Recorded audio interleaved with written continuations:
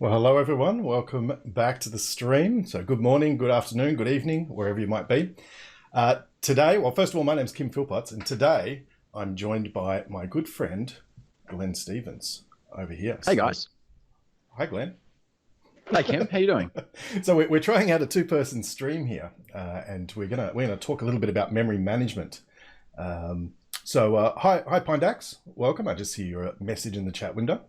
But let's start off with a bit of an introduction of Glenn. And I should say, first of all, Glenn is the person who first got me into Xamarin development. I was working at a company, and we were C# developers, and of course our CEO comes and sees us and says, hey, you need 4 apps written in 4 months on 4 platforms. And we didn't have a clue about about iOS or Android. So we looked around, found Xamarin, found Glenn, and he spent all his time mentoring me. So much respect for Glenn. So Glenn, why don't you tell us a little bit about yourself?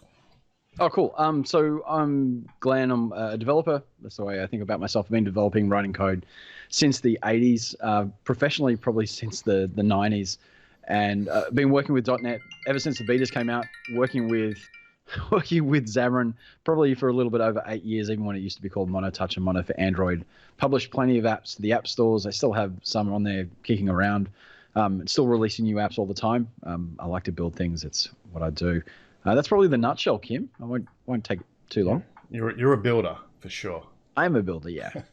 And a musician, I should add. Yeah. So yeah, fantastic. The lovely follow tune that you have. If anyone wants to follow Kim, you'll hear the tune maybe. Actually, they might not, because I had to turn my desktop audio off because otherwise we get an echo. But yeah. Anyway, we'll see how this goes. But yeah, feel free to follow. And also on the screen, you can see Glenn's and my Twitter handles, and Glenn also streams as well. So go and check out his stream and give him a follow as well. All right, so let's get started. Hey, let's talk about diagnosing memory management issues, which is probably something that we've all had problems with in the past. I know I have. So something that's very well worth having a look at. And we're going to sort of cover off a few objectives today. We're going to start off with just sort of the general situation in terms of memory leaks and memory leaks you can find in just any .NET application, really. We're then going to focus in on iOS and talk about how iOS memory management works, some of the troubles you can get into. Often I find, Glenn, when I go through that material, students will go quiet for a while. And you just know that they're going and looking at their code and going, oh no, what have I done? The amount of farewell messages at the end of this course typically is like, thank you, I have a lot more work to do, but they'll feel confident about fixing their problems. Exactly.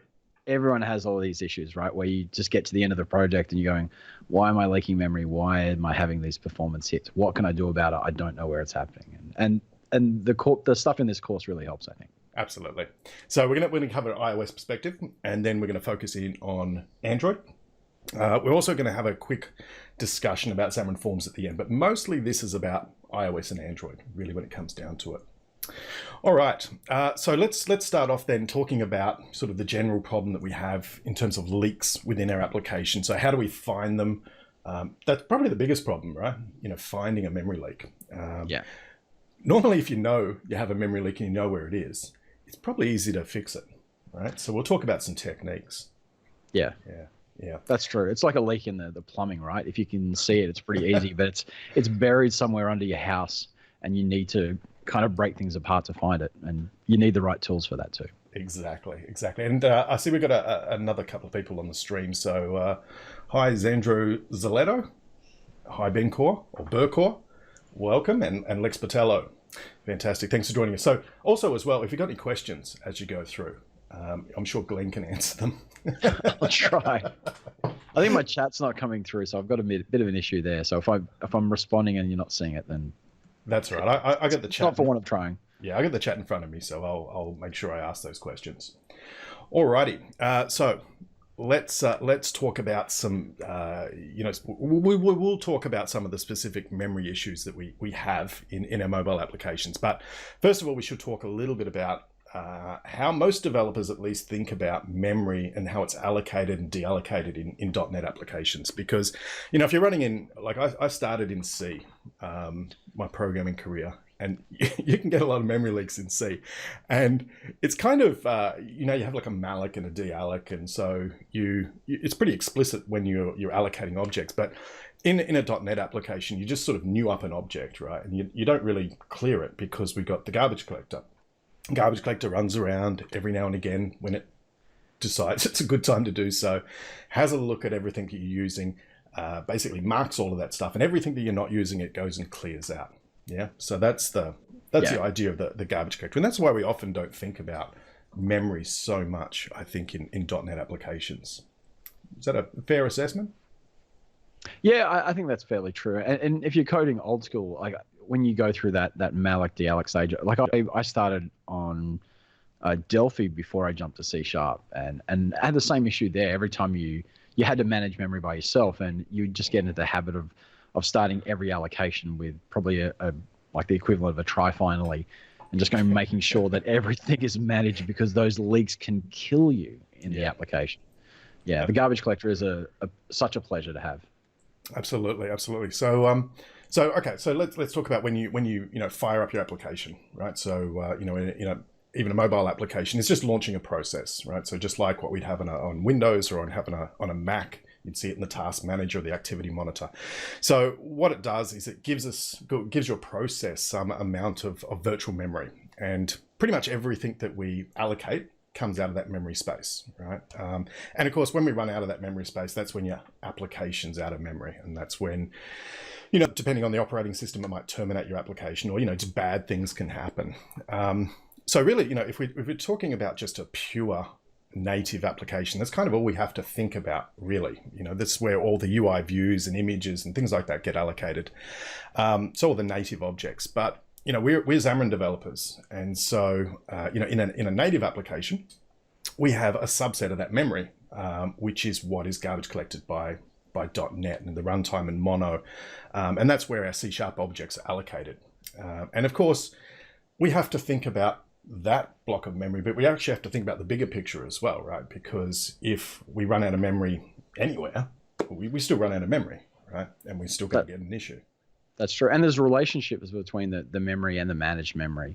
So that there's managed memory will have references to the native memory as well. So if you think about loading an image, the native control will hold a reference to that, but we'll have a managed peer reference to that too. So like there's all these little relationships you have to manage. It's not just the memory in your mono runtime, but also the memory that it's pointing to in the native memory. Yeah, absolutely. And we're going to talk about peer objects as we go through here. So, that's exactly it, right? The problem that we have, or where we can run into trouble, is where those two worlds overlap, because, some of the objects that we work with have representations in both the native world and also in the managed world as well. And so the tricky thing about this is that it has to be handled correctly, because ultimately either side can decide whether it needs an object, or whether it should clear an object or get garbage collected, depending on which side we're talking about. But we can't get rid of an object until everyone agrees. Otherwise, you're going to end up with, well, I don't know, essentially a null reference pointer, I guess. Yeah. So basically, you're gonna lose a reference to something that you need. So there's a few different places where we see memory leaks in a garbage collected world, and in its strictest sense, we don't really have memory leaks, but there are some scenarios that we can get into where we stop the garbage collector from collecting things. We hold on to references, for example, and that's just the same as a memory leak. You've got this block of memory which is allocated and it can't get rid of it. So that's the first case. That's the most common scenario. That's the one that I always get wrong. Where you've got a coding mistake, we keep a live reference to an object, and we'll talk about this, particularly in the iOS section, because sometimes, it's pretty obvious. Sometimes it's quite difficult to work out and see where we do that. So it's not always, just some variable that's just sitting there holding on to things. So that's a challenge. Another situation is thread local variables. So these are variables that are tied to threads in our application. So the lifetime of that data is controlled by the lifetime of the thread. And if we don't know the lifetime of the thread, or maybe it's a thread on the thread pool, which is reused a lot. Maybe it never ends, right? And maybe that memory is never going to get collected. Yeah, that's pretty rare, though, to get those issues, I must admit. I'm yet to see one in production, but there's some members of our team that see them. But it's probably a lower risk. The holding onto references is the big killer. Absolutely, absolutely. In things like Xamarin, there's also another situation, which is the interop case, which is where we pass an object instance to the native platform, right? And this is, and you notice that it uses the word pinned here. This is interesting because the object essentially gets stuck in memory, right? In terms of it can't be moved around, and the memory manager can't sort of move it because we've basically got a pointer to it. Now, fortunately, these are pretty rare, right? This sort of normally indicates you've got a bug in the binding, right? That's talking between them. So, yeah, I'd also add it might not be a bug in the binding. It actually might be that the implementation on the Objective-C side, like for example, if you're doing an iOS binding, is actually not written correctly. I've had some experiences in the past where third-party libraries I'm connecting into don't have, they don't manage the memory using the appropriate memory manager, like the automatic reference counting that iOS has. So sometimes it could be a little bit of both, where it's a bug in your binding. Also, it could be a bug in the implementation you're linking into. Yeah, absolutely. But that's another situation that we can hit for sure. So there's some tools that we can use, right, in order to have a look at memory and work out if our memory keeps going up. And they kind of broadly go into two different categories. We've got the local, the native side of things, right? So we've got like instruments. I know you use instruments quite a lot, right, in iOS. Yeah, that's true. And we've got the Android profiler as well, right? And so these are pretty useful in terms of working out when memory keeps going up and we keep on getting more UI views or whatever it is that we're getting more and more of. But it's not really very helpful in terms of working out identifying a line of code, because these tools don't understand managed code, right? They don't understand the managed stack. And so they really can't pinpoint you down to a line of Xamarin code. But it's still super useful, right? Yeah, that's true. I think instruments especially so. Instruments has the capability to measure CPU performance quite well, and it'll show you the C# lines of code and the methods that are executing. But it's most of the profiles that you see, in fact, all of the profiles that you see on that list will monitor the memory and also CPU time, which is how long a particular method or line of code is taking to execute. But instruments on iOS also measures other things like network access, battery usage, some of the GPU support and the Cocoa drawing, and a range of other things. So you can use it to monitor other resources. So if you're doing a GPS tracking app, you can look at how much something is affecting the battery life of your application. And those are good things to measure because you want to maximize that as much as you can. Yeah, for sure. Any good application, you don't want to be like these days. Within the settings app, you can see what apps are using the most battery, and you don't want to be at the top of that list, right? Yeah. Because somebody's going to go and uninstall you, basically. Yeah. So on the managed side of things, if we actually want to have a look, get a bit more information about our Xamarin code, we can turn to things like the Xamarin profiler, which will allow us to monitor those native allocations and actually pull it down to a line of code inside of our applications. But it doesn't work for Windows desktop applications. But fortunately, Visual Studio has profiling tools built in that you can use for that. Yeah. So really, when it comes down to it, they're all pretty useful, right? It's funny when you take a drink there, Glenn. I can see through your cup. You can see through. Oh, that's awesome. Can you see my shirt or just no? Nah, nothing.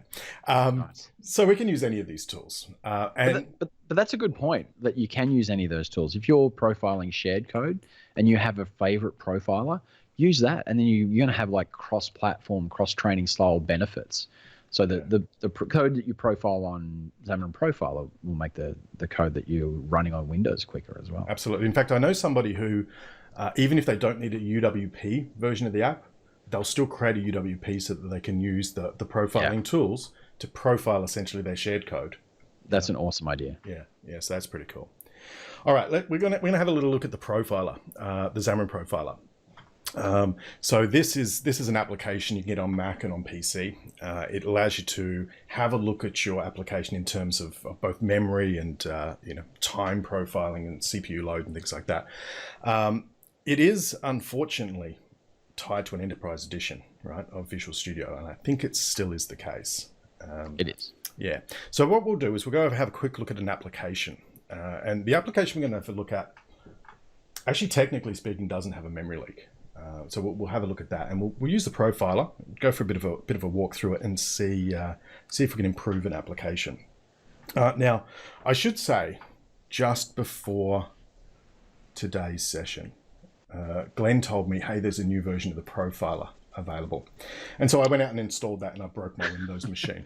So, however, yeah. I should have clarified that it was the Mac version, because I had the old profile and I was having a particular issue with it. I heard that there was a preview edition of the profiler just last night. So I installed that one, and it gave me the capabilities back that I'd been missing and fixed the bugs. But that was on the Mac. On Windows, it sounds like the stable is the way to go. Stable might be the way to go. So we're going to have a look at some code throughout today's session. You can access this all over in the Xamarin University GitHub repo. So I just posted that link into the chat window. So this is under XAM 370 explicitly. So maybe I should post a link to this one. And these are going to be the sort of the samples of code that we work through in today's session.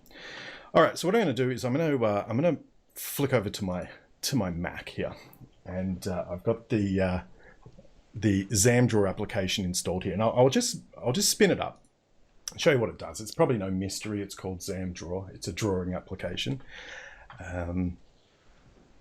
And, you could use this application. It doesn't sort of, fall over and explode, although that's exactly what it's just done. I think your phone needs more apps with the X icon on it, Kim.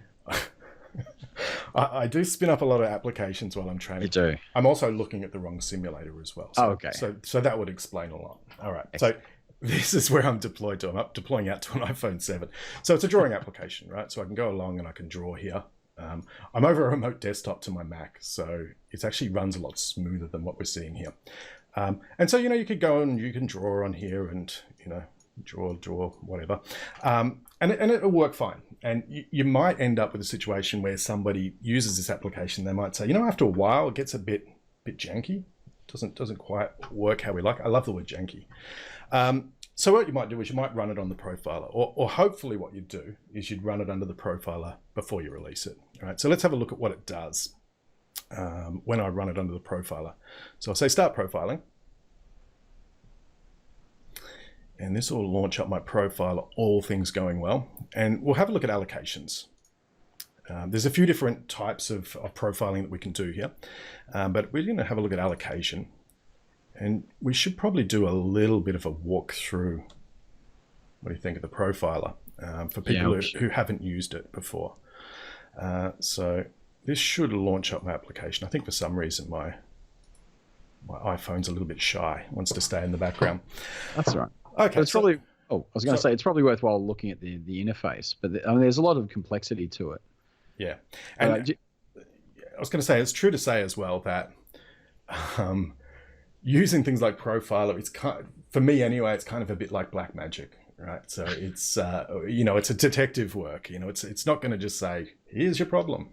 So you got to kind of understand what your application's doing to know where to look, I think. Yeah, and I think part of the problems with memory leaks and performance problems is that you have an idea of what it could possibly be, and without a profiler, you're really just taking guesses. But once you have a profiler, you're taking more informed and more educated guesses, and then you can validate that with experiments on it. Yeah. That's the core improvement. Like you can go, okay, I've got to fix this memory leak. I'm going to try all the things, and you don't know if it's really going to have a quantitative effect on the performance of your code. Yeah, absolutely. And Zendra Zaletta just asked, is it available in all Visual Studios? It's not. It's just in the Enterprise Edition. Yeah. Until we can convince the bean counters that they should release it for all. But keep in mind, we're going to show you some techniques after this if you don't have it. So don't worry about it too much just now. Yeah, absolutely. So let's have a quick look. So what we have is we've got a timeline across the top here. This is showing, because I'm looking at allocations, it's showing me my allocations across time. So I'm using 152 meg here. We have an allocations tab, which is showing us all the objects which are allocated. Often people freak out. They see that, I've got 13,000 strings allocated. That's just .NET, right? That's just C#, really. Like when we allocate or you change a string, we create a new copy of it. So you're going to see lots of those. But basically, you've got all of the objects inside of here. Let me see if this will scroll for me. Yep. A couple of interesting things that you will notice is when you first start it up, there is a couple of exceptions that have been thrown. So null reference, a stack overflow, and out of memory. That's not something to worry about. It's a chicken and egg thing. So if you actually ran out of memory, it wouldn't have any memory to create a new out of memory exception. And so it's a little bit pessimistic. It's probably seen me code before. I said, look, I'm just going to pre-allocate these for you because I know what's going to happen. So don't worry about those. But if you sort of look through here, you will notice some that are a little bit different. And they've got this little triangle. It's not a triangle, it's a diamond over there. That indicates it's one of your objects. So you can see this is a XAMPP draw view controller inside of there. And we can see that we've got one instance of those around. So we've got, a call tree, which is normally pretty confusing to look at, I find, to find out where things are calling. Pretty much the main thing I think you want to do, and obviously over on the right here, we're seeing how many objects are allocated and, a nice little pie chart of the biggest allocations and things like that. But really when you sort of profile an application, I think it's a good idea to take a snapshot. Yeah. So when we take a snapshot, what it does is it basically does a garbage collect and then has a look at all those objects and captures what's alive at that time. In fact, what I'm going to do before I'll just do some drawing first, and then we'll take a snapshot. All right. So it's basically sitting here, showing what's happening. And when I start drawing in my application here, you see what's happening with that memory.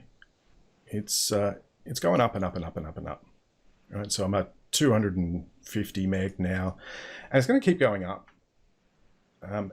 Now, the interesting thing here, as we sort of alluded to earlier on, technically speaking, this doesn't really have a memory leak, because what we'll see after a while, if I keep on going and keep on drawing, I'm pretty much, my children, whenever I give them a drawing application, what they try and do is they try and color in every single pixel. So that's what I'm going to do for a little bit. But what we should see in a moment is, if I keep on going. And can we just add to that we're running in the simulator too. When you run your iOS apps in the simulator, it's using the mono runtime. So it has all the memory and the processing power of your desktop computer. So it's less likely you'll run out of memory on the simulator. If you deploy it to the device, it's a much more realistic situation too. Yeah.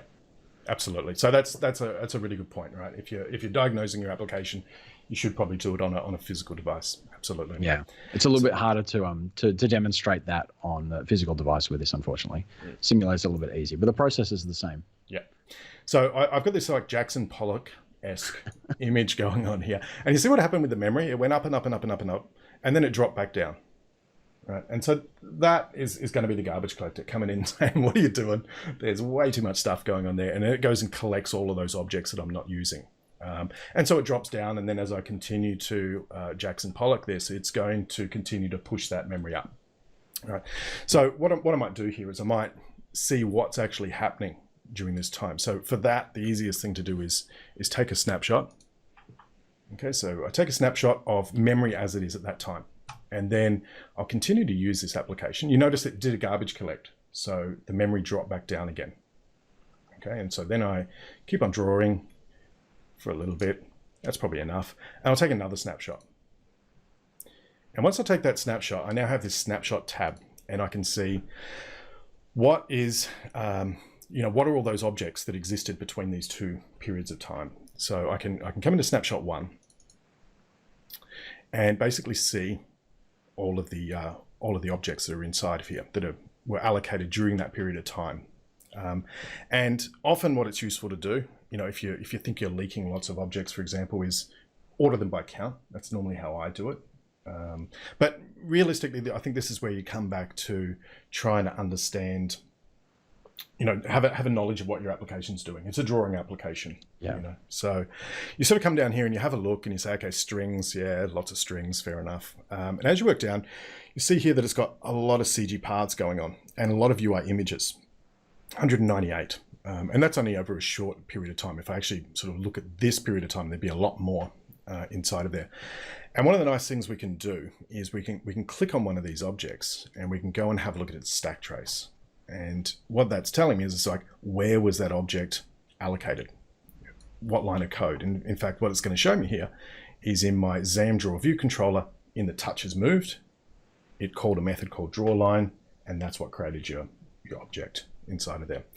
So that's pretty good information, right? Because now I know where to go and have a look. So should we go and have a look? We should. I think it's also kind of important to look at the list of object types. A lot of the times you'll see things like system string, and we need that for the regular code of business. But even the weak references, is just some mechanism. It's a mechanism that the profile is using. So don't worry about the large number that you see there. Likewise with the reflection types.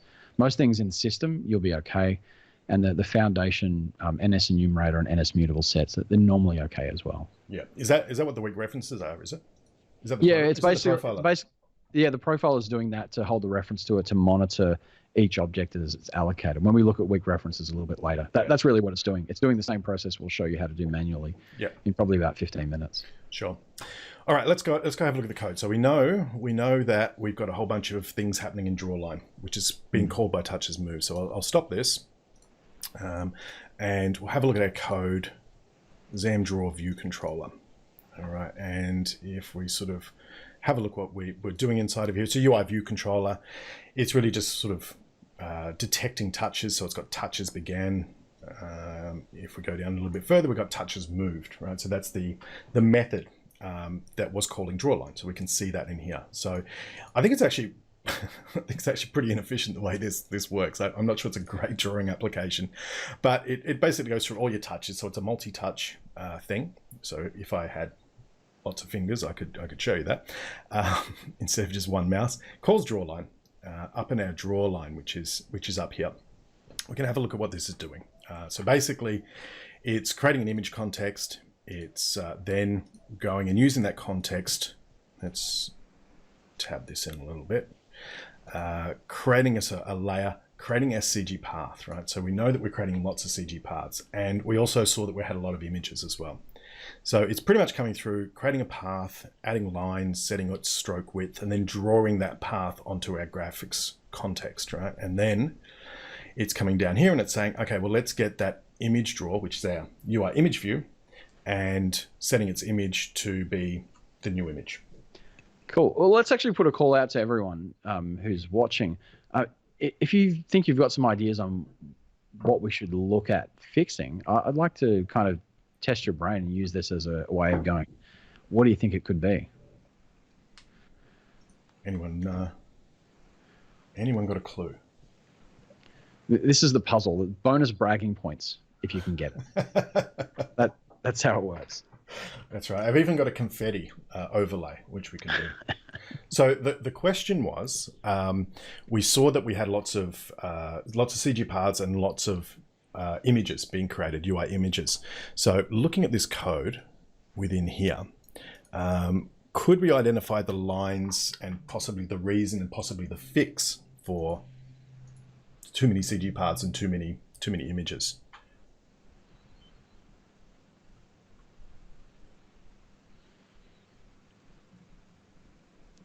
Any so where we need hold music? Yeah. Any hold music? I can't play copyrighted music. Kim knows that I have a piano right next to me, so it's So Alex Meister says, could it be the assigning? So the assigning of the image draw? Yeah. I would only assign something if it's different to the previous one. Yeah. Yeah, that's a good way to think about it. There's in fact, what's happening with the old one? That's probably a good thing to think about as well. What's happening with the old image? Yep. So the image drawer had a previous image. We've given it a new image. Where did the old one go?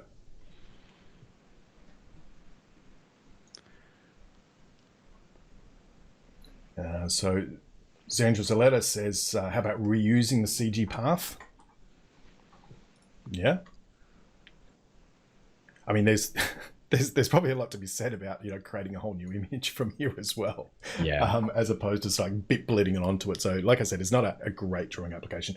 And I think, both of you in the chat have a pretty good, some pretty good ideas there. So let's talk about the image first of all.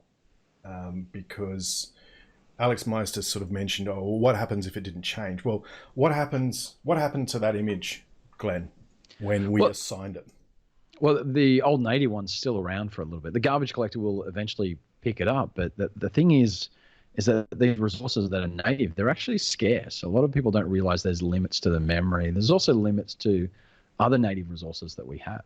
I'm not sure if you're aware of this. On iOS, for example, you can only have 150 files open at once. So some of those native resources like that are really kind of interesting. And the more native resources you hold on to, probably the worse it is during that period of time before the garbage collector goes, let's flush it all out. Yeah. Anyway, yes, note to self, use less files. Yeah. So what's happening is we're holding on to that old, but we're not holding on to it. We're just throwing it out into memory. We're dereferencing it, say, yep, and then the garbage collector has to come along and do it. But we can help it out. By actually disposing of that image, right? So disposing, we're going to talk about this a little bit more, but by disposing of that image, the previous image, I should say, before we assign a new one, we're basically dereferencing it and therefore allowing iOS to clean it up right there on the spot. So we could say, if our image, it's got some weird flashing going on here, is not equal to null, right? So in other words, there was an image in there previously. We could go ahead and we could dispose of that. Yeah. So that would, I think that would certainly help there. In terms of the CG path, we pretty much want to do the same thing, right? Yeah. Well, the CG path, all the native types, like you'll find in the Xamarin.iOS library, they should implement iDisposable. So you should be able to dispose them if you're not doing so already. And there's a really cool C# bit of code we can do. We can use using, right? And we can say, I'm using this CG path, and then when we stick something in some brackets here, when it gets to the end of those brackets, it's going to dispose of that object. Yeah. So we're basically not allowing those objects to just sort of get dereferenced and thrown out into memory. So that's the idea. So let's just run this with the profiler, and let's see what difference that makes. Yeah, it's really important to kind of go, here's what I think is going to work. Let's use the profiler to verify. It's the ultimate verification tool of these kinds of things. Yeah, there's some good quotes around, like optimizing without profiling. Optimizing without getting metrics as well is super dangerous. So here's our application running again with those couple of just really small changes. And what we'll see is, as I'm drawing now, you can see it's making no difference here. There's a okay, so the memory isn't sort of flying up out of control. So that's going to make a big difference to your application. Yeah. So Xandra's got a comment in the chat window. I thought about dispose initially, although I thought the images would disappear too. Yeah, I think that almost goes to one of the developer processes. Like normally those thoughts, those first thought bubbles, there's normally something in them too. So listen to those messages that you're giving yourself. Listen to your gut, basically. Yeah. So that's a really quick example of where the profiler can be super useful for diagnosing your application, even if you don't have if your application's not crashing, it's still a good idea to go and run past it and see what we have. Now, of course, not everyone has a profiler, right? So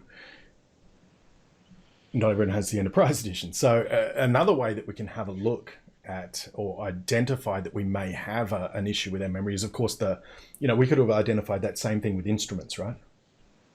We would have seen a lot of images being created. Yeah. But we can also have a look at some of the outputs in our debug window as well, or our debug logs, and we can have a look for when things are growing and they're not coming back down. So in iOS, you can turn on the mono log level, and you can tell it to have a look at GC information, and it will output this. It'll basically show you how much memory it's using, how much was being used previously. And really, when it comes down to it, if those numbers are just going up and up and up, that's a bad sign, right? Oh yeah, they're not coming down. So that's something to consider. So once you know you've got a leak, you want to start narrowing it down. And of course, the profiler is really useful for that. But if you don't have the profiler, we can kind of do this manually as well by using a weak reference wrapper. And we kind of alluded to weak references earlier to help identify when an object is not being collected, right? So what we have here is we've got this thing called a weak reference. And we're creating it. We've got a data loader. We create a weak reference around that data loader. Some point later on, we clear out that information. So we set our download to null. We do a garbage collect, and then we can have a look and we can say, is that weak reference, is the thing that weak reference was pointing to, is it still alive, right? And probably if it's still alive, that would indicate that potential, and what you know about the application was it shouldn't be alive anymore. That would be a good indicator that you might have some issues. Yeah. So what's a weak reference? A weak reference is kind of like an object that we have, which allows you to access an object until it garbage collects it, but it doesn't hold a strong reference. I think the best example or best analogy I heard was it's kind of like if you're holding something in your hand, right? Like you've got a Xamarin monkey, right? So as we know, Xamarin monkeys are rare, especially the Evolve 16 ones. Right? So a weak reference would be like if I'm putting my finger on this, right? So I've got a pointer to it, but there's nothing stopping Glenn reaching across the screen apart from a couple of thousand kilometers and taking that away from me, right? So, but a strong reference is like if I've got hold of this, I don't like doing that to the monkey, but I got hold of this, you can't take it away, right? So I'm holding onto it. The garbage collector can't take it. Whereas if I've just got a finger pointing on it, it could go and take it away. I don't know. I like that analogy. I think it kind of works well. What do you think? You like it? Yeah, I do like that analogy. I have an E16 monkey up there. I almost wanted to hold it up this way, but next stream, what we'll do is I'll throw it this way and you pretend to catch it. Oh, well. Oh, yeah. Good. Cool. So with that, you can actually create a more generic sort of debug checker if you wanted to as well. Right? You could create a class like this where we have, using some of those cool compiler attributes, like call a file path and call a line number. But you could basically create this class and you could say, okay, well, let's wrap this around a particular object. And this is creating a weak reference to it, capturing the file name, the line number. And then you could call a check method. The check would do a garbage collect and then say, hey, is that object still alive? Just kind of a nice generic, bit of utility code that you could use.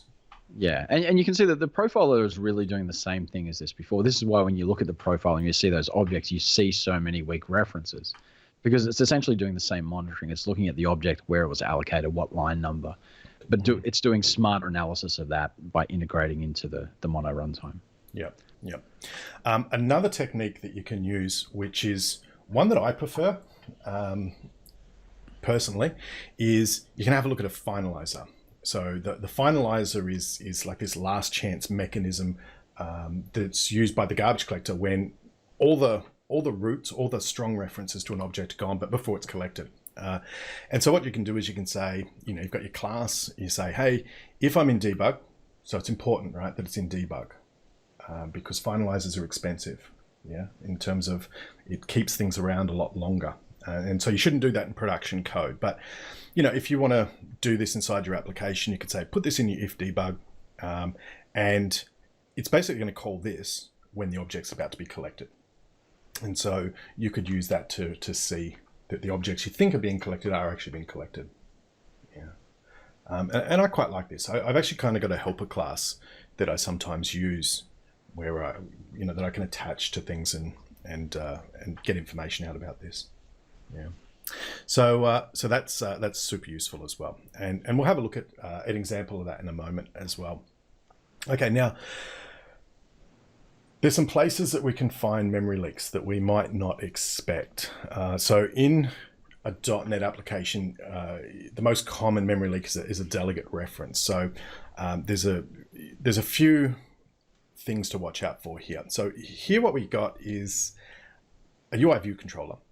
And in this UI view controller, in its view did appear, we are using something called the NS Notification Center, which is this built-in iOS object which does publish and subscribe, does messaging. So in this case, it's saying, what I want to do is I want to add an observer to the notification center to tell me when the battery state changes. And then when that battery state changes, I want you to go ahead and I want you to call this, right? Because maybe we're writing a game and when we're on battery power, we want to reduce the frames or the brightness or something like that in order to save a little bit more power. So the problem is, well, not the problem, the consideration is the C# particularly has a lot of syntactical sugar. You've got some ways of writing things that under the covers actually do other things. So what that is really doing when we're saying on charging change, it's really shorthand for saying, hey, this on charging change, because what it needs to do is it needs to call that method, right? It needs to know where to call that method. So really what it does beneath the scenes is it creates this action, right? So this action NS notification to call this on charging changed, right? And if we have a look sort of what's going on beneath there, the action is this delicate wrapper which knows how to call a method, right, at runtime, because it needs to be able to find it, it needs to be able to call it. And so it's got a target and it's got a method inside of there. So in this case, right, so we've got our target. So what's our target here? It's going to be this, right? So in our case, the target is, well, what is it? It's a UI view controller, probably, right? Because that's where our code lives. And it has a method, right? So the method in this case is our on charging changed. On charging, I shouldn't be allowed to type. On charging changed, right? So so basically, it's holding a strong reference to that method so that it can call it. Yeah. So what, the reason why this is a problem is because we're giving that to the NS Notification Center, and the NS Notification Center has a really long lifetime, right? So it's created when our application first launches, and it gets destroyed when it's terminated. And we've effectively given it a reference to our view controller, and so if our notification center lives forever, then it's going to hold on to our view controller.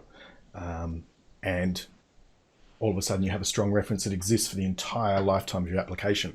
And that may not be a problem if you've just got a single view controller, but if you're going back and forth around that view controller, like it's the main menu of your application, and you're going back and forth, every time you're adding a new notification in there, and eventually you're going to hold lots of references to that view controller. Yeah. Yeah, I like to think of it like there's a difference between a memory spill and a memory leak. So if you've only got one instance of that view controller, your memory level's constant. You don't really have to worry about it. It's like you've spilled it once. That's not too much of a problem. But if it's constantly being created, and then you'll eventually run out of memory, and you'll have an overwhelming problem. Yeah. So it's kind of an interesting, and it's not just the fact that it's iOS. Like NS Notification Center is really just a singleton that's going to hold on to it for a long time. Mm-hmm. You're going to get the same problem with other platforms too. Yep, absolutely. So it's not an iOS problem. It's probably the most common problem that we have in .NET applications. So the solution is actually pretty straightforward, really, when it comes down to it. And if you're subscribing to something, you want to unsubscribe from it, right? And so the proper way to work with the notification center, as an example, would be to say, okay, well, let's add an observer in here, and it actually returns a token back out of here. And we do that in our view did appear, so we add an observer, and then in our view did disappear, we remove the observer. So we basically tell it to drop that reference, and therefore it can be cleaned up. Yeah. I suppose the other thing that's slightly iOS specific here is the methods, the bookended sort of methods that we use here. Sometimes people will sort of go view did load. And view did unload. We see that quite a bit, right? Yeah, and there's no view did unload. That was deprecated in iOS 4. But you need to find the appropriate pairing for the platform. So whether it's view did appear and view did disappear for iOS, it's on appearing or on disappearing for Xamarin.Forms, or on pause and on resume for Android. Like you need to find that appropriate pairing / coupling of it's not really coupling, but the pairing of when to allocate, when to deallocate. Yeah, I like to think of them as like the bookends, like the cool. Yeah. All right, let's have a little bit of a look at an example of this. So this is not an iOS application we're going to have a look at. We're going to have a look at, let me flick over here. I'll get rid of my Mac here because now I'm back in Windows. We're going to have a look at a second example, which effectively has this exact same problem. So this is under exercise 2. It's a little application called Network State. It's a Xamarin.Forms application. It's got 2 pages inside of it. It's got a main page. A main page is actually pretty simple. It's got a button on it, and it's button to take us to another page. It's also got a garbage collect button as well, right? So it's going to go ahead and do a garbage collection for us. But you can see on the next page, it just navigates to something called the problem page. Yeah, there's not anything wrong with that page. Not at all. Yeah. So if you're looking at your applications and you've got something called problem page, start there and work backwards. Yeah. All right. Let me give this a build, see if it works. Let's have a look at our problem page, because this is where the problem is. I'll just zoom this out a little bit. Okay. So what have we got here? We've got a problem page. We're using the cross connectivity. So the cross connectivity component is I think James Montemagno's component, although I think it's been superseded by Essentials now. Yeah. But this is basically doing the same thing, right? It's a notification center when we're saying, hey, it's a singleton, as you can see here. We're saying, okay, well, if it's connected, show green, otherwise show red. And we're hooking up to notification changes. When the connectivity changes, let's call this method here and let's change the color of it. So Lachlan in the chat window said, I had a nasty leak recently with a clicked plus equal in my on disappearing. Oh, wow. Yeah, don't do a plus equals in your disappearing. You meant to do a minus equals, I'm imagining. Is that right? Yeah. I imagine so. All right. Typos are the worst. Typos are the worst. I'm great at them. I do so many typos. So let's just sort of prove there's a problem here first of all. So we'll output some debug information, right? So we'll say, let's go and write out a line here, and we'll say we're creating our problem page, right? Just to know that we're creating an instance of it, and we can use get hash code just to give us the unique ID of that object. And then we could put a finalizer in, right? So a finalizer will tell us when it's about to be collected. So very important, we want to say if we're in debug mode here. Okay, let me scroll this up our page here a little bit. And inside of here, so our finalizer just is basically the class name with a squiggly. And we say, okay, in our problem page, the finalizer, we want to say, okay, well, let's output some information to say this is about to be cleared. So we'll say finalizing. Let's use some string interpolation. So we're one of the cool kids. Finalizing problem page, and we'll just put the hash code inside of here. So what we would expect then is when our main page pushes this onto the stack, and then we come back off, we'd expect it to be cleared. Yeah. Or at least, a garbage collect would take care of it. Yep. So let me give this a run. Give me a build first, see how many typos I made.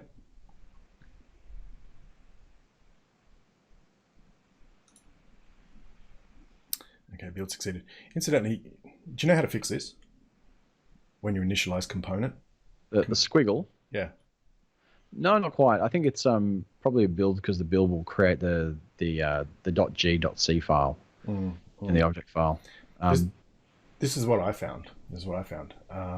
Is if I come into my page here, when I go into my properties, I think it's actually just something weird when we checked in the file. Normally, and you come in here and you change that away from embedded resource and then change it back to embedded resource. Most of the time, of course, it's not going to do it now, is it? No, you're presenting. Of course, it's not going to do that. Yeah. Oh no! Wait. What? Cool. Yes. So it'll get rid of that. Hey, it's Daniel Causer on the line. Hey, Daniel. Hey, Daniel. We're just talking memory management. Okay, and what we're about to see, if I go and spin this up, is this problem page. We should see it outputting this information. Everything going well, we should also see this finalized message as well being output. I should really reset that simulator at some point, shouldn't I? It's probably a good idea. Okay, so I go to my network page. So that's, onto my, this is navigating to the problem page here. We can see that it's creating a problem, and we've got a hash code. I come back off. It hasn't finalized it, which it may not do, right? But if I smash that garbage collect button a few times, you would assume if I'm not referencing it anymore, it should get rid of it, right? And so as I come, back and forth, it's creating the problem page, a new problem page each time. If I smash that GC collect button, we've basically got a bunch of pages here and we haven't freed them up. So we want to fix this, and it's the exact conversation that we were having when we were talking about the notification center, right? So if you recall, that was all about registering and deregistering. And so at the moment, we're doing this in our constructor. We want to probably move that to a more appropriate method, right? So in our case, I think you mentioned it earlier on, Glenn, the method. Yeah, that's right. Xamarin.Forms, you'd use the onAppearing and onDisappearing pairing. Yeah, and so we'll go override onDisappearing. Cool. All right, so inside of these, instead of just doing this up here and creating this nasty problem, let's do our onAppearing. And let's be careful, especially you, Lachlan, to make sure you change that to a minus equal. So we unregister from that. I'm sure Lachlan's not making that mistake anymore. Like, you find those mistakes, you go, okay, I'm going to keep that. That's committed to the memory bank. Yeah, a week of lost productivity will do that to you. Yeah. What is that? Let's give that a build again. It's in the iOS project. In my targets. Oh, okay. So that's getting nasty. Let's do this. let's do this. There might be a byproduct from the embedded resource change. It might be, but I haven't seen that before. Yeah. Anyway, nor have I. So your basic strategy. Lachlan says his boss made him write lines on the blackboard. Oh. Let's give that iOS another build. So I did a clean. We'll do a rebuild. We'll see how we go. Okay. Something storyboards. You know what I'm going to do? Build on Android. No, I'm just going to close the solution and reopen it. Does that make me a bad person? No, I think it makes you more relatable right now, because I think we've all been there. we completely have. Like, correct me if I'm wrong, anyone on the chat window. All right. And there's Grubby. Hi, Grubby. Welcome. Hey, And what I might even do, let me. Well, I should probably kill my bin directories, but look, if that doesn't work, let me just launch it on Android.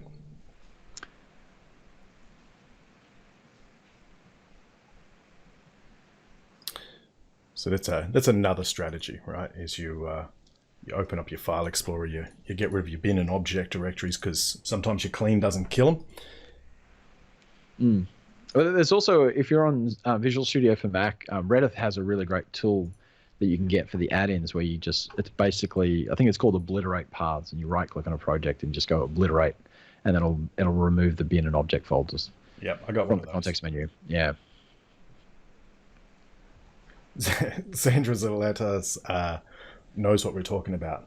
I sometimes need to close Visual Studio and do some clean and delete those folders. Yeah. Yeah. I'm not sure I can tell you why, but I do know that you have to do it sometimes. Let's see how we go. Build started. Okay. Cross your fingers. Build succeeded. There we go. Magic. Awesome. All right, so what should we see now? We should see that we're unregistering from that. So we should hopefully see our creation, and we should also see, when a garbage collection happens, it should be finalizing the page as well. So come along here, we're creating a problem page. We go back and we go forth. We're actually creating a few in here. At some point, the garbage collector would kick in, but we can force it here. And when we do that, it finalizes those pages. Yeah. So...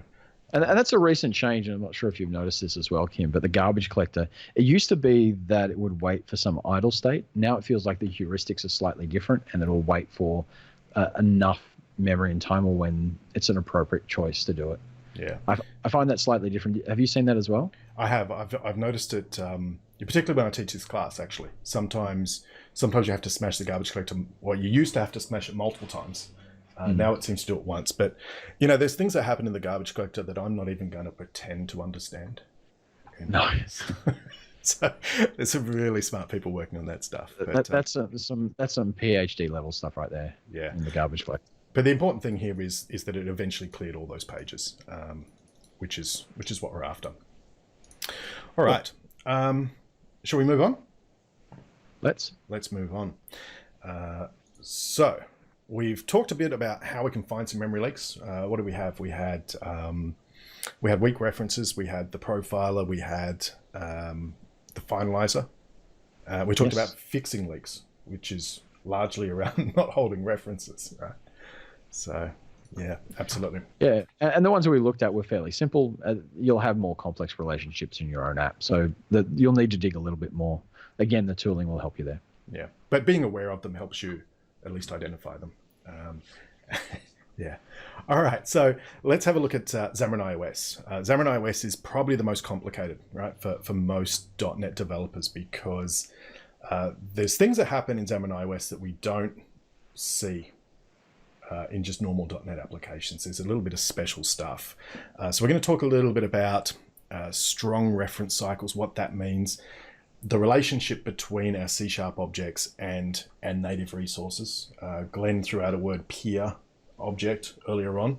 We're going to talk about those and managing life cycles. But first of all, let's talk memory management in iOS, because in iOS they use a different kind of memory management. They don't use a garbage collector. They use something called reference counting, which I remember from like com days. Yeah. So the idea here is across this timeline, we've got an object here, object A, and we're allocating that object, right? So it's got a retain count of 1. So there's one instance of that. And if we go and we pass that on to something else, we now have we retain it again. We've got a retain count of 2. So we've got 2 pointers to that object, essentially. If we go ahead and we release one of those, we drop our retain count down to 1. Okay, and eventually when we release B, it drops to 0, or it gets to a point where nobody's referencing it, and then it can be cleared out. So that retain count is not something you really need to worry about yourself so much. It's what the OS is doing under the covers. And I think, like, I was never a native iOS developer, so I've never written this code here. But from what I know is that it used to be a major pain, and everyone used to get it wrong, and there used to be lots of memory leaks. And so Apple introduced Arc, which is compiler support for this, right? Yeah. Which gets rid of a lot of problems. It doesn't fix all the problems. Yeah. So when we start talking about our native objects and our managed objects, right, or when a native object is accessed from our C# code, the Xamarin.iOS runtime creates a wrapper object, right? That's basically represents the native object, and that is what is referred to as a peer object that we have. And that peer object is really a pointer to the native object. that we have, and that is something that's allocated. It's not something you have to worry about. It's something that's allocated and deallocated by the runtime. But there is a one-to-one relationship, right? So a peer object will always point at a particular native object, right? So there'll only ever be one of those, is my understanding. Just got to follow. Cool. Thanks, CloudMaker.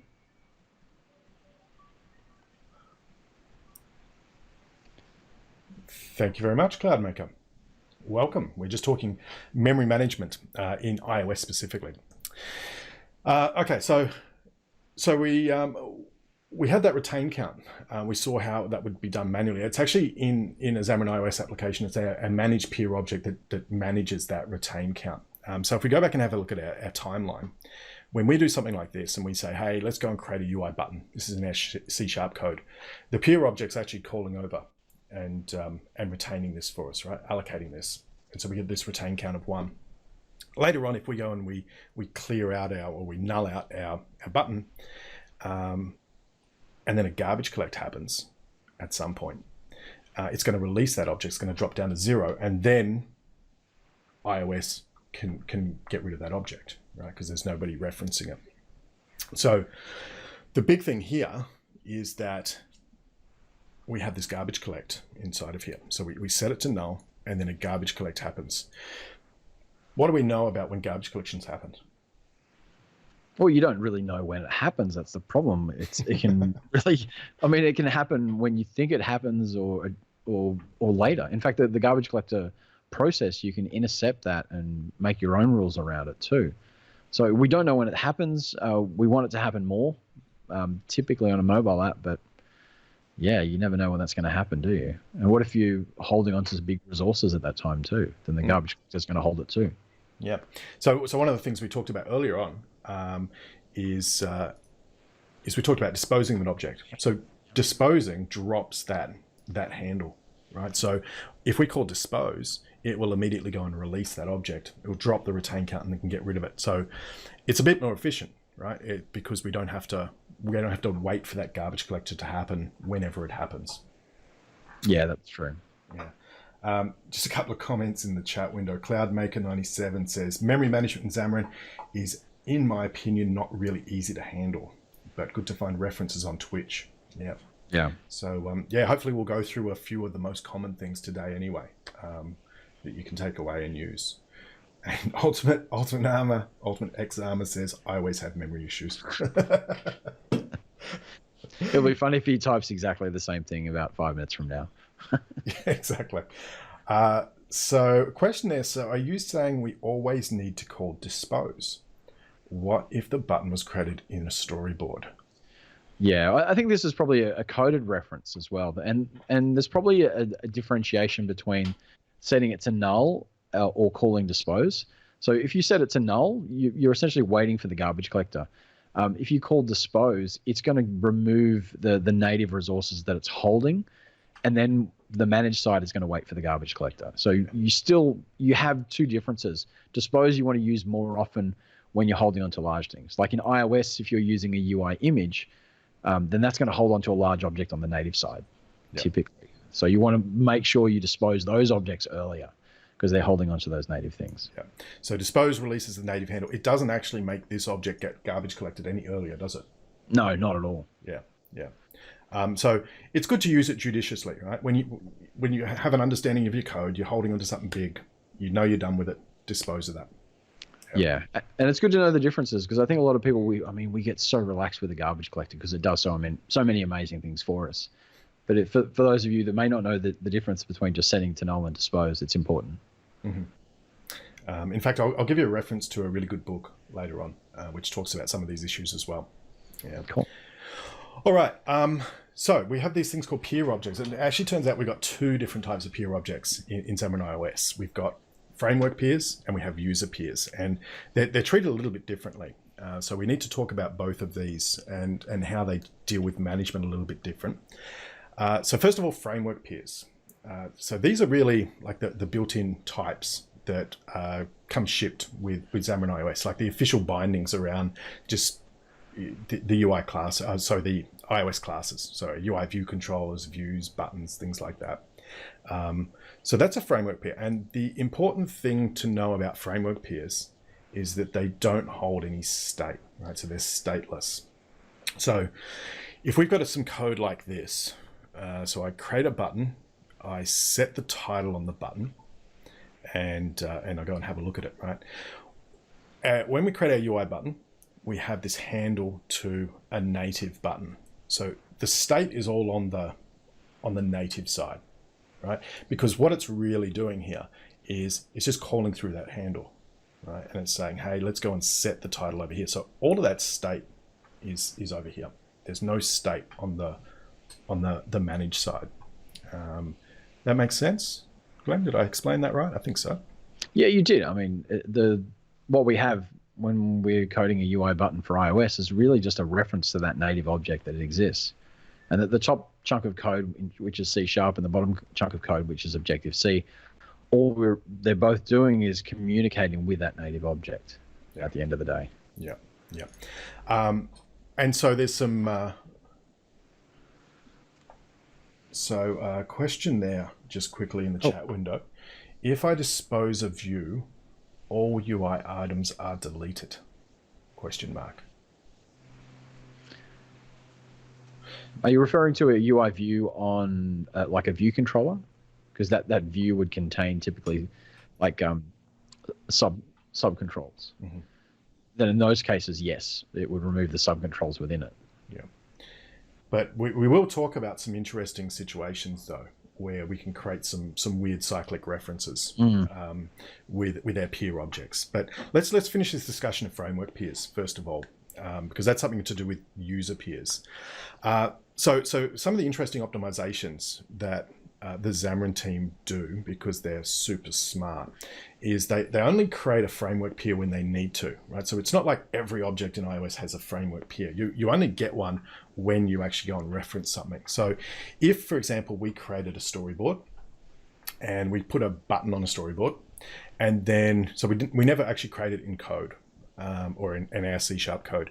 And then later on we say, okay, let's go and look into the subviews and go and pull that button out of there, right?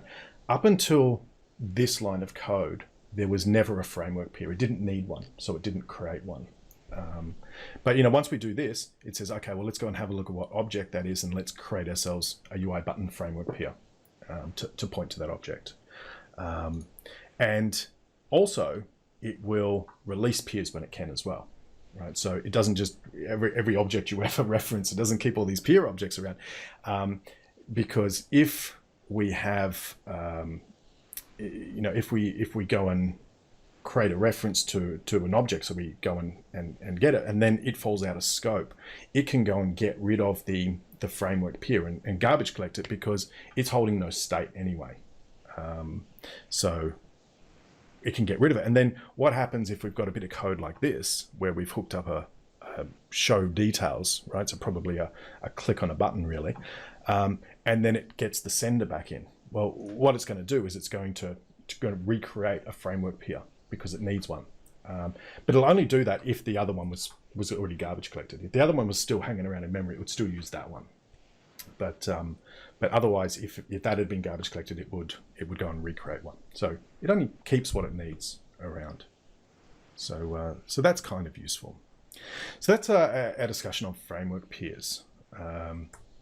Let's talk about user peers. So what a user peer is all about is it's a managed object in your code which derives from a framework peer. So here we've got a footnote view which derives from a UI view. And so a UI view is a framework peer. And so really a framework peer is created any time we have a type deriving from a framework peer. And what we might do inside of there is we might say, okay, I've got a footnote view, which is a UI view. And then we go and we add some properties onto here. We've got a footnote ID, we've got a footnote text. So we've added these properties in here, but iOS doesn't know anything about these. Right? So it doesn't know what a footnote ID, it doesn't know what a footnote text is. And so the native side can't keep a reference to this. And instead, it's going to be on the managed side, excuse me. Right? And because it's on the managed side, it changes how user peers are treated. Because if we had some code like this in our view did load, where we said, let's go and create that footnote view, let's set those properties inside of there, we don't hold a reference to it, right? So we haven't got any reference to this footnote view. And so, theoretically, I suppose, after it falls out of here, it could get garbage collected, right? But there's a problem with that. And the big problem with that is if we wanted to go and, at some later point, go and pull that object back, through whatever mechanism, maybe we go through the subviews, and we had a look at that footnote ID. If it had been collected, we would lose that state, right? And so that's obviously a big problem. And because user peers have managed state, they have to be kept alive. So the runtime can't collect them early, if you like, because otherwise we lose our state. And that, of course, is a big problem for us. Yeah. So how does that work in a little bit more of a graphical approach? So let's say we've got, this is basically the object graph from that previous line of code. We've got a view controller here.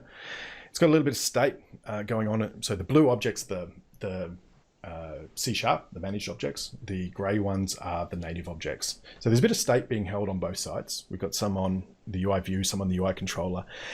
Our view controller is basically pointing at, my view controller is pointing at our view controller. It's presumably been pushed onto the view hierarchy.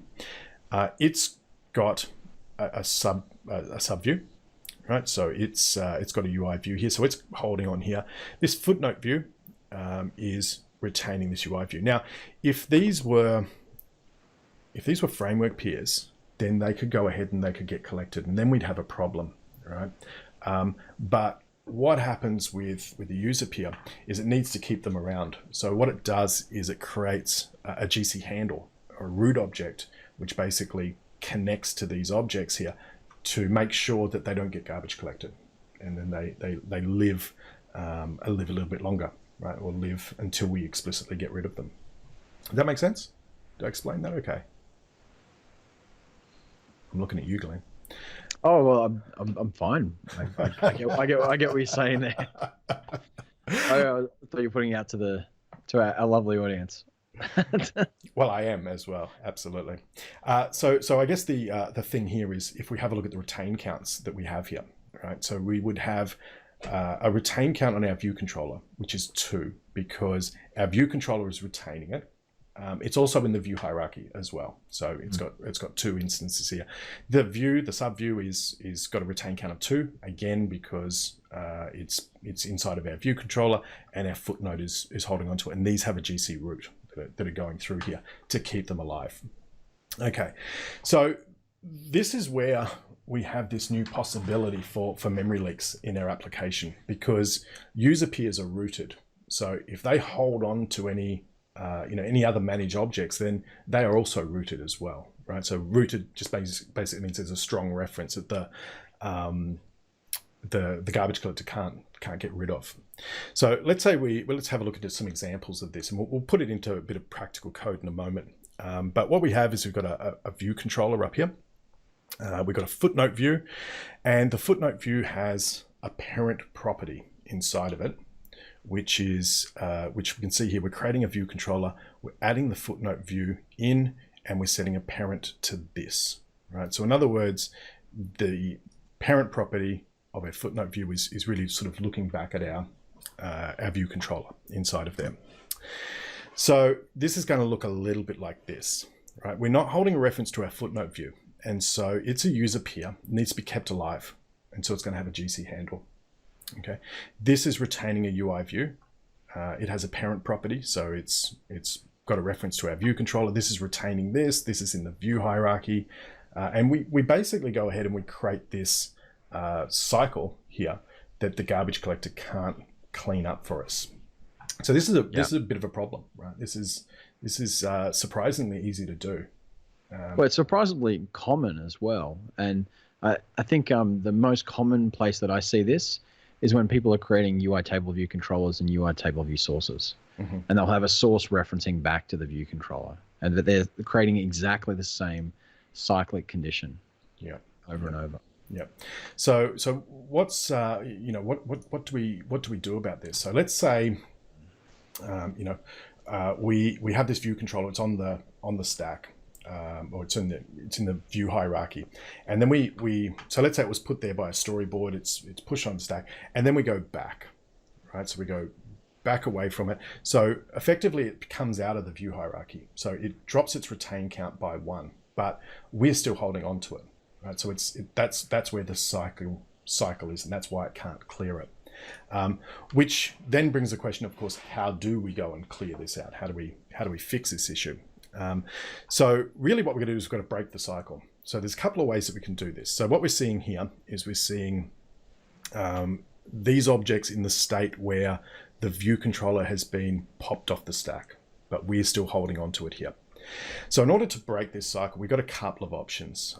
So one option is we could just go and set this parent property to null. All right, so we're no longer holding on to this.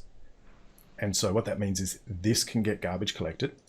That's going to drop that retain count down to 0. Okay, so once we get rid of that, it's going to drop the retain count here. And then the system kind of looks at this and says, hey, I've got this UI view. It's alive. It's only got 1 reference. The reason it's got this, 1 retain count here is because I'm holding on to it. The only person holding on to this thing is me. And so then it drops its root so that then that object can be collected and it all clears up. So that's one possible solution that we have. We could also do this another way, which is really quite similar, I suppose.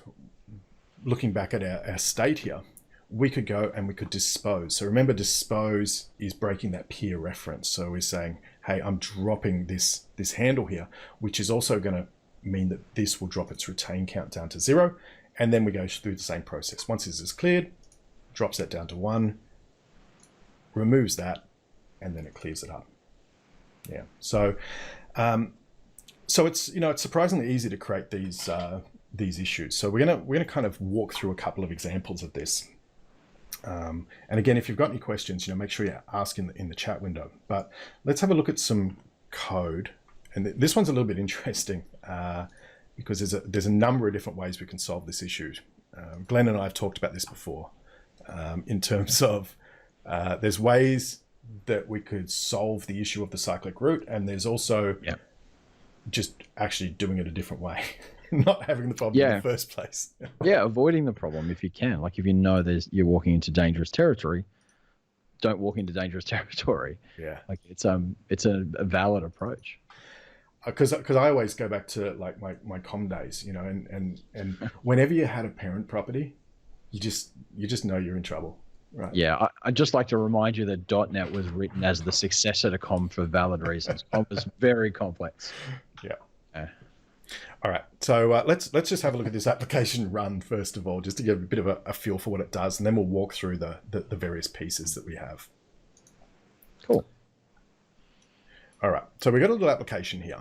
When we hit the plus button, it's going to add a view, a couple of views inside of here. In fact, if I just expand this, if we come back here and have a look at that, we've got a parent view and a child view, custom child view, custom parent view. And the idea is that these two are kind of related to each other. When I click on this blue, it's going to change the color of the yellow one to red.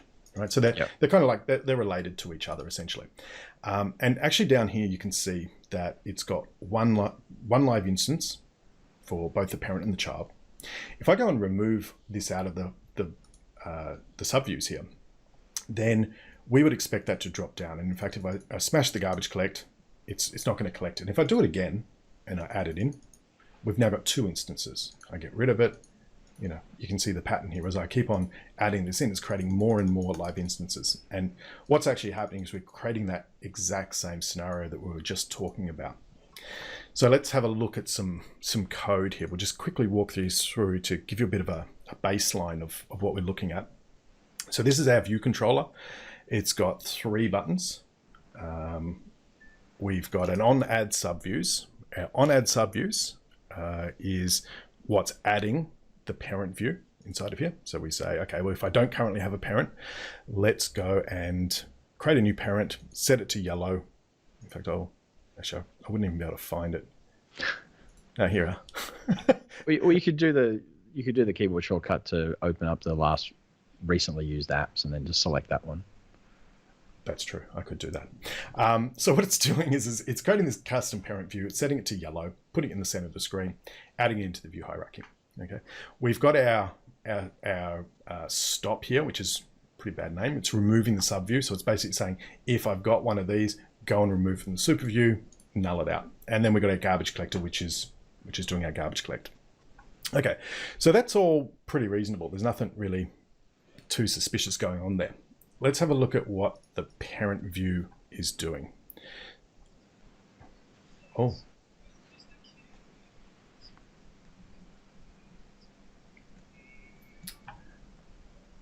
Oh, we lost your audio there, Kim? I don't think so. Okay. It's just a bit of a pause.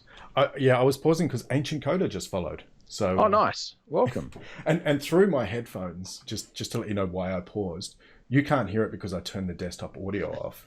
But there's a jingle going through my ears, right? And I can't talk over Glenn's songs.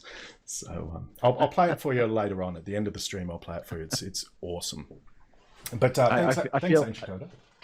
Cool. I feel like I'm the Ashley McNamara of the jingles for our team.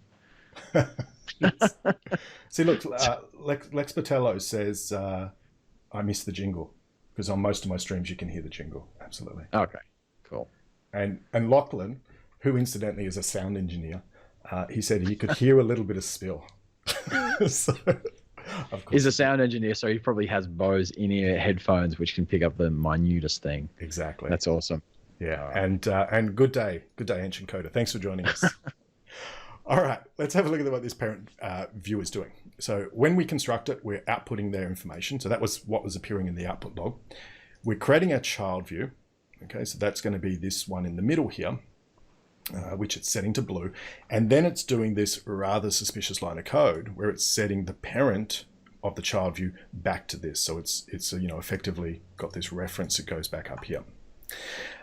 In our layout subviews, we're just positioning things, nothing too much going on. In our dispose, we're outputting a message here to say, hey, we're getting rid of that live instance. So that's what we're hoping to see. We're not seeing that at the moment, but that's what we're hoping for. So if we have a look at our custom child view, what have we got? We've got a parent property, which is what was being set. When we construct it, we're outputting some information about we have a new instance. What else we got? We got our touches begin, our touches end, and touches move. So that's what is what is controlling this. When I touch on the blue, it's calling to the parent and setting its parent background color to red. So that's how those two controls relate. And it has a dispose, so it should be outputting a dispose message if it's being collected. Yep. All right. So that's kind of what it's doing. So we've got a number of ways of fixing this problem. Where should we start, Glenn? Well, I mean, the problem we have is that we have a cyclic relationship between the parent and the child. Mm-hmm. We have to break the cycle, essentially. So if you break the bond somewhere, if you've got one holding the other and the other one holding the other one, kind of like the same shape as a refresh icon, where you've got the two arrows. You just need to stop one of those arrows. Yeah. And that will happen. So break the relationship from the child to the parent or the parent to the child. Either one is okay. Yeah. So we could come in here, right? We could come into this is our view controller when we're removing the subviews. Yep. And we could say, well, let's break this. So let's get our parent view and we could dispose of that, right? So that should probably fix it for us. What do you reckon? Yeah, that's one way. All right, let's just try them out because it deploys pretty fast. So we should be able to see this working. And once we've gone through a few of these approaches, we'll then talk about better ways of doing things. Yeah. There's probably going to be a few of them. Lachlan says, breaking bonds between parents and children. This stream is harsh. Absolutely. Take no prisoners, Lachlan. Yeah, okay. Okay. So let's have a look. We've added it in. We're breaking the relationships that just can't let go, that need to. Let's It's probably a bit harsher though. Glenn and I, when we have conversations, we can go down some pretty dark paths. So we should cut that off here.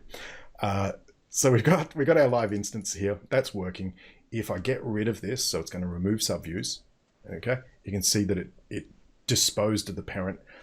Eventually, what's going to happen? The garbage collector is going to come along and it's going to dispose of the child as well. Yeah. So we can basically do that and then remove it, clear it out, and it's all done. Awesome. Cool. Okay, let's have a look at another way of doing it. So I'll take that line out. We'll break it again. So it's back to its initial state where it's broken. We could go ahead and break the parent reference. So we could do that in our parent here. We could go and we could say, when we remove the child, let's tell it to kill its reference to the parent. So we could do something like override remove from subview, from super view.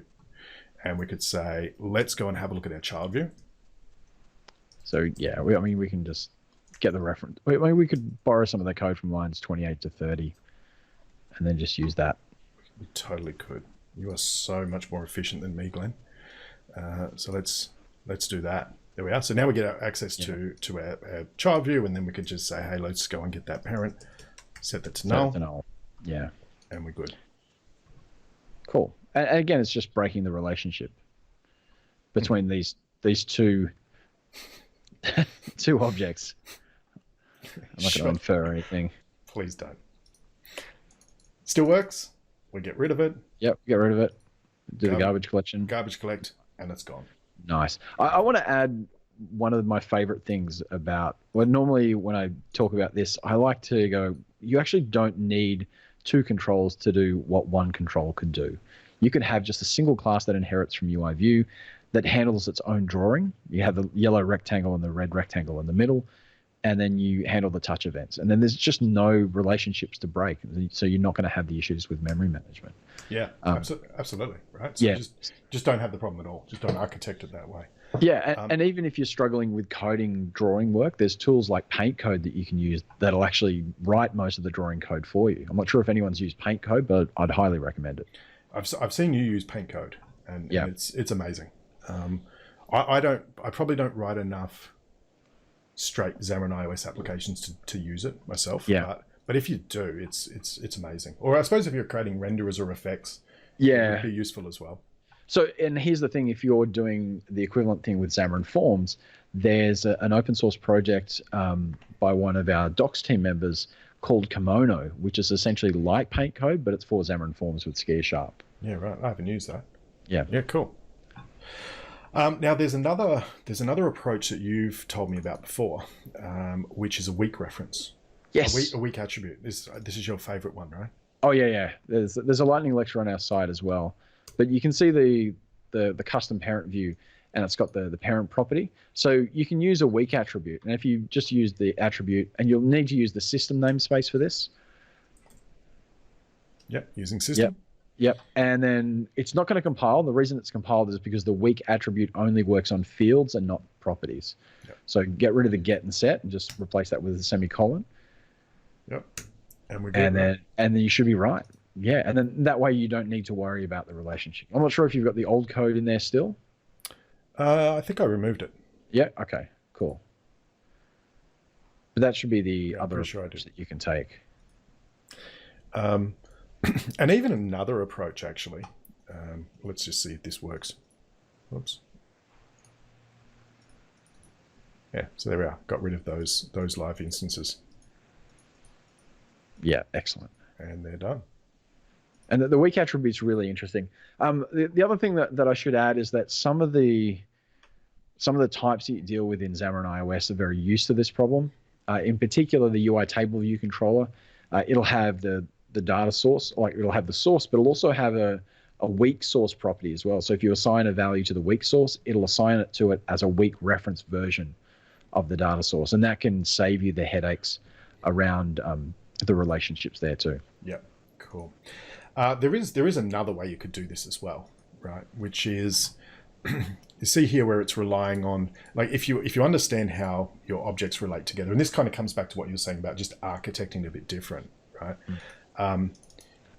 This child view has a relation to the parent view, but really in iOS world, it doesn't really need a parent property to do that. You could just go and have a look at your super view. Yeah. Right. This one here could look at its super view and then turn it red. So it doesn't actually need that. Because the background color is a property of the UI view anyway. Exactly. Yeah. So that's another approach. I don't know if I should write that. Should I write that? No. No, I think we've probably given like 6 examples of how to solve the same problem. Yeah. But it's memory. Some of these issues can be complicated, and it's good to know the tools. Yeah, cool. All right, let's jump back over here then. Have a look at another situation. This is the one that freaks everyone out, right? This is where you can write some code really easily that will create you a memory leak. So what have we got here? We've got a view controller. We've got a view did load. We're hooking up a touch inside to our on process, right? So what is this really doing? We talked earlier on about how this is really creating a strong reference to the class, which is this, right? And also the method, which is this one here, right? And so that information, iOS doesn't really understand that whole idea of a delegate. It's a .NET construct, and so it's not mirrored on the iOS side, and so therefore that information needs to be stored somewhere, and that state needs to be on the managed side, which means that it needs to be a user peer because it needs to stay around effectively.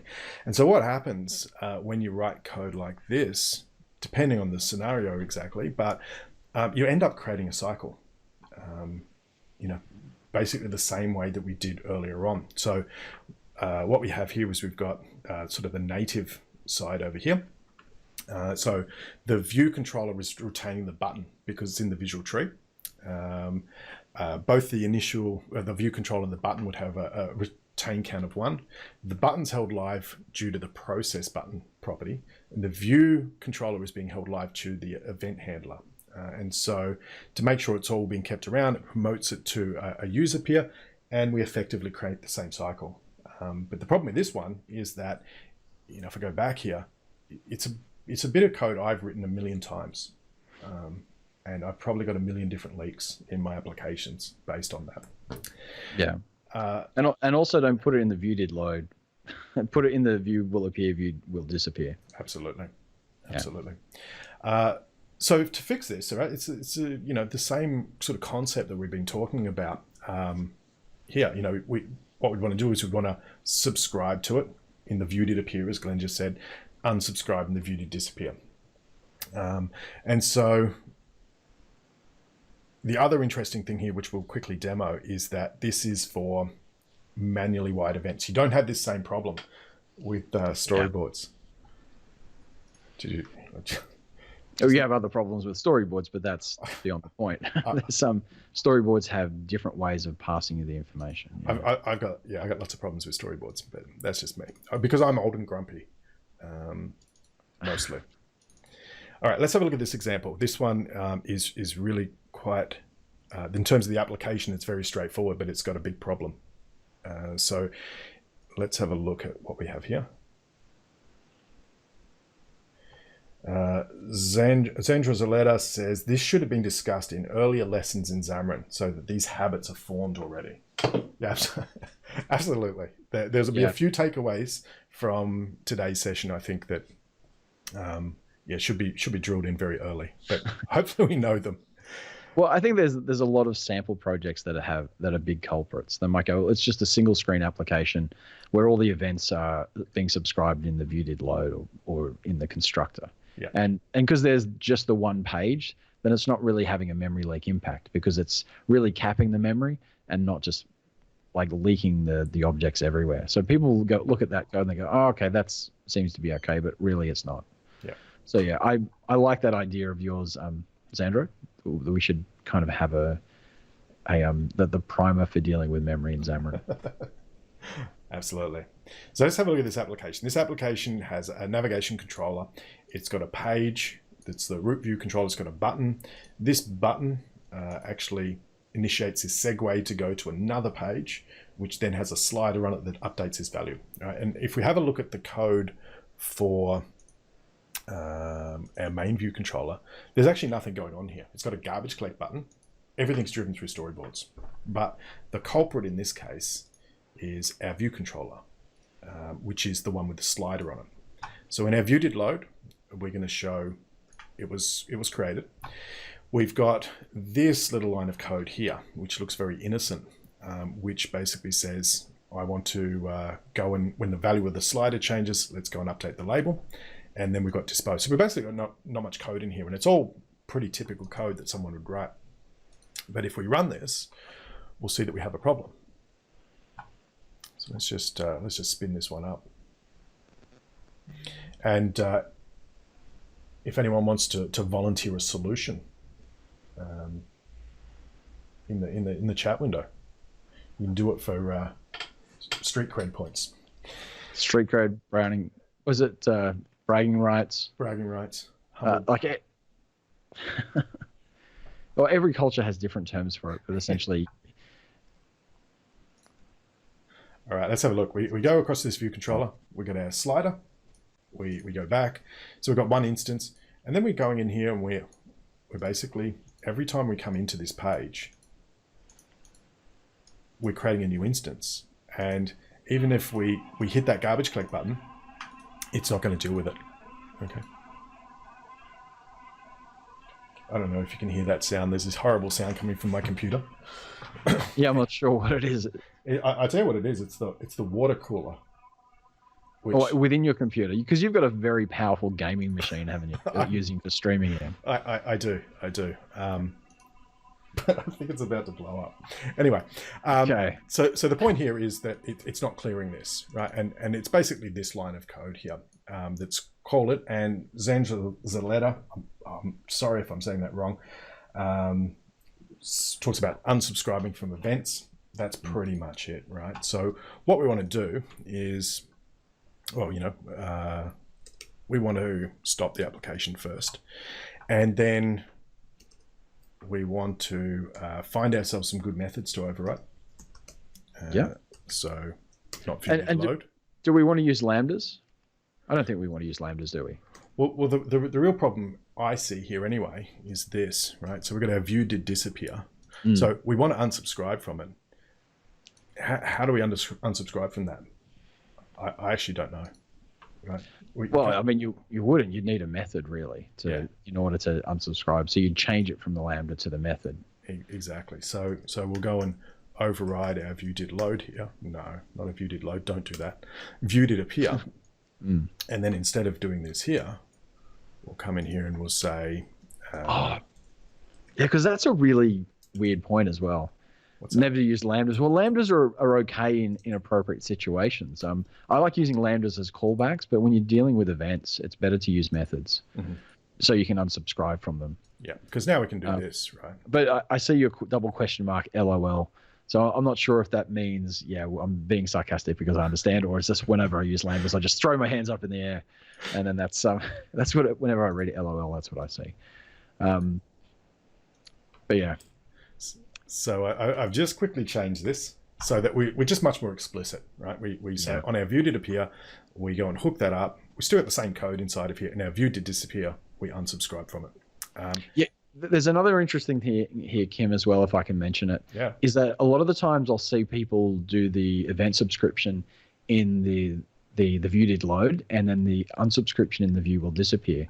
But they're removing the pairings, because what might happen is that the view will appear anytime that view controller does appear. So if you're on a stack-based navigation system and then you navigate to a new page and then you navigate back, well, because you've disappeared from that page, then what's happened is the unsubscriptions happen. But because you're going back and the subscription happened in the view did load, that's only ever called once. So the events are no longer there. So you really want to enforce the view did appear, view will appear, view will disappear pairing. Yeah. What should I use? Should I use will appear or did appear? I tend to use will appear because it's before the view does appear. Before it's actually visible. Yeah, and the did appear is afterwards. Yeah, okay. So I should probably use will appear here. Yeah, okay, cool. But, that's working just the same. But when we come back off here and we do a garbage collect, it gets rid of it. So if we go, forwards and backwards and forwards and backwards, this is going to get garbage collected. And the real important thing here as well, I wish I'd stopped doing that, is that when you leak something like a view controller, you're not only leaking the view controller, you're leaking all the subviews and all that stuff that's inside of there as well. So you might be leaking lots of information and lots of data. All right, so that was pretty easy to fix. Now, another way you could go is you could just use storyboards.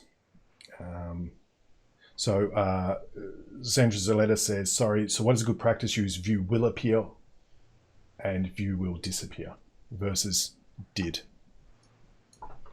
So that's what we're talking about. We should use that. Yeah, and view will appear is probably better if you're updating visual aspects of your view controller. The view did appear will do it afterwards, so you might get a little bit of a flashing effect as you update a control. Yep. So I tend to use the will rather than the did. Yep. The other option we have is to not use events at all, right? So if we go into our storyboard here, and if you are using storyboards, you can actually, let's say we get our slider here, we can go to the events here and we can say, where's our value changed down here? So let's just call this slider value changed and add this in. If we have a look at what that's really doing inside of our designer file, okay, we get this method here, right? It's a partial method. It's not actually an event inside of there. It's Xamarin.iOS is going to pick up that notification, is going to call this partial method, which basically means I don't have to have events. I could literally just come in here and say partial slider value changed, put this code into here, and then I could get rid of all of this code, right? Yeah, it's nice. And that's much nicer. Let's just test it out. So I suppose if you're using storyboards, you're not using events, you're using partial methods, and that's a nice approach to have. Yeah, Xamarin.iOS development's interesting. I find about half the people use storyboards and the other half just do code. So it's good to be aware of both techniques because you never know what you're going to maintain in the future.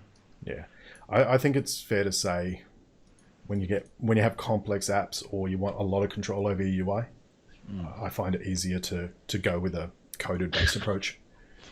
Yeah, one of my key metrics on my personal project is how many view controllers I have in the storyboard. I started at about 50 on my current project. It's down to 3. So you're almost there. Almost there. Cool. So hopefully that made sense. What was going on there? Shall we come back over here? Let's summarize some of these tips and add any others that we went through. So prefer full delegate methods over lambdas, right? So one of the key things there is it just makes it a lot easier to see. Yeah. It stands out when you create an event and you don't unsubscribe from it. It's easier to instantly spot that. Call dispose to release native resources immediately. So we know that breaks the handle. And so you don't have to wait on the garbage collector. Unsubscribe from events that you manually wire up to, or if you're using the storyboard, then you don't really have that problem. You can just use those partial methods. Indeed. I'd also add something to this, which is just take some time to learn some of the native tooling as well. Take some time to learn instruments. It's a really good tool to understand.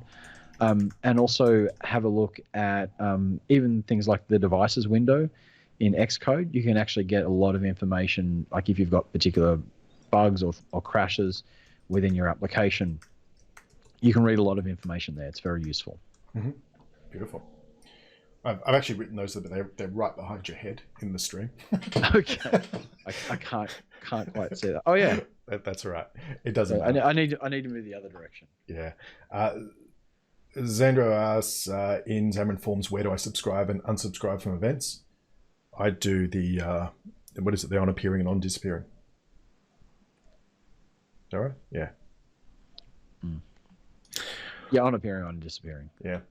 All right. So how we going? We're good to continue on. I'm good. Yeah. Yeah. All right. So so there's good and bad news now, right? We're gonna move on from iOS. We're going to talk about some Android issues as well. The good news is that the problems that we have in iOS, we just don't have in Android. The bad news is we got a whole new set of problems that we have over in Android. So we'll talk a bit about how memory works, some of the situations that we have. And the big thing here, I suppose, is in Android, it also has a garbage collector. So when you're running a Xamarin Android application, you've got 2 garbage collectors running, which sounds awesome, right? Like if I had 2 cleaners at my house would be spotless. There would never be anything laying around. But the reality is if you've got those 2 garbage collectors, they have to be synchronized in order to work together. And that's going to create a few issues. And just like in iOS, we've also got peer objects as well.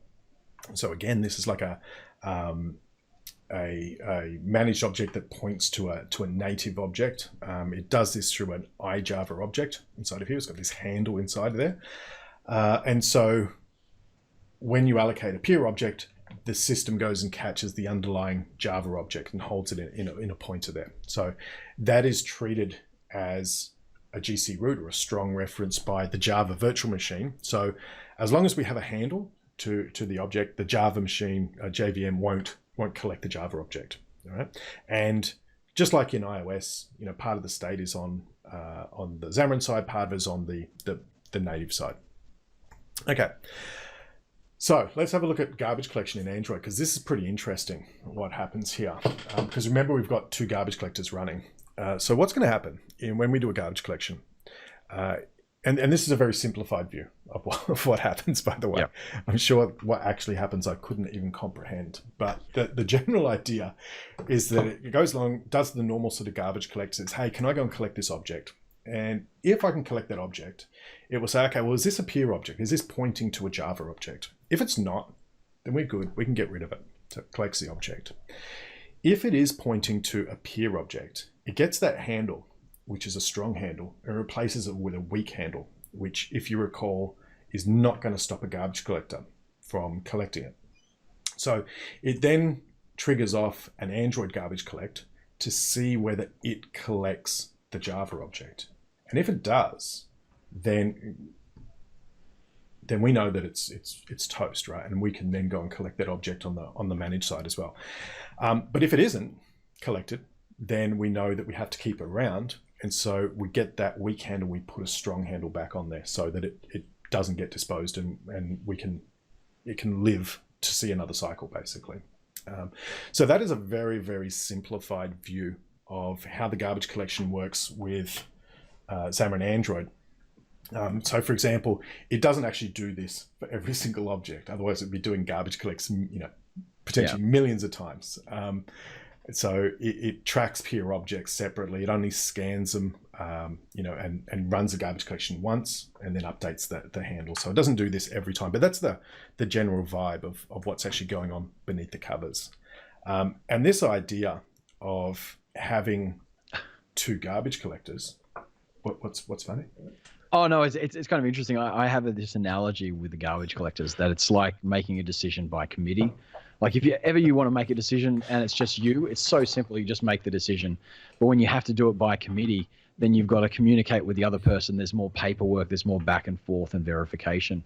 And it's very similar to having that approach. I'm not sure if you use that analogy as well, Kim, but that's how I tend to think of having these 2 garbage collectors. I haven't, but it's a good analogy. I like it.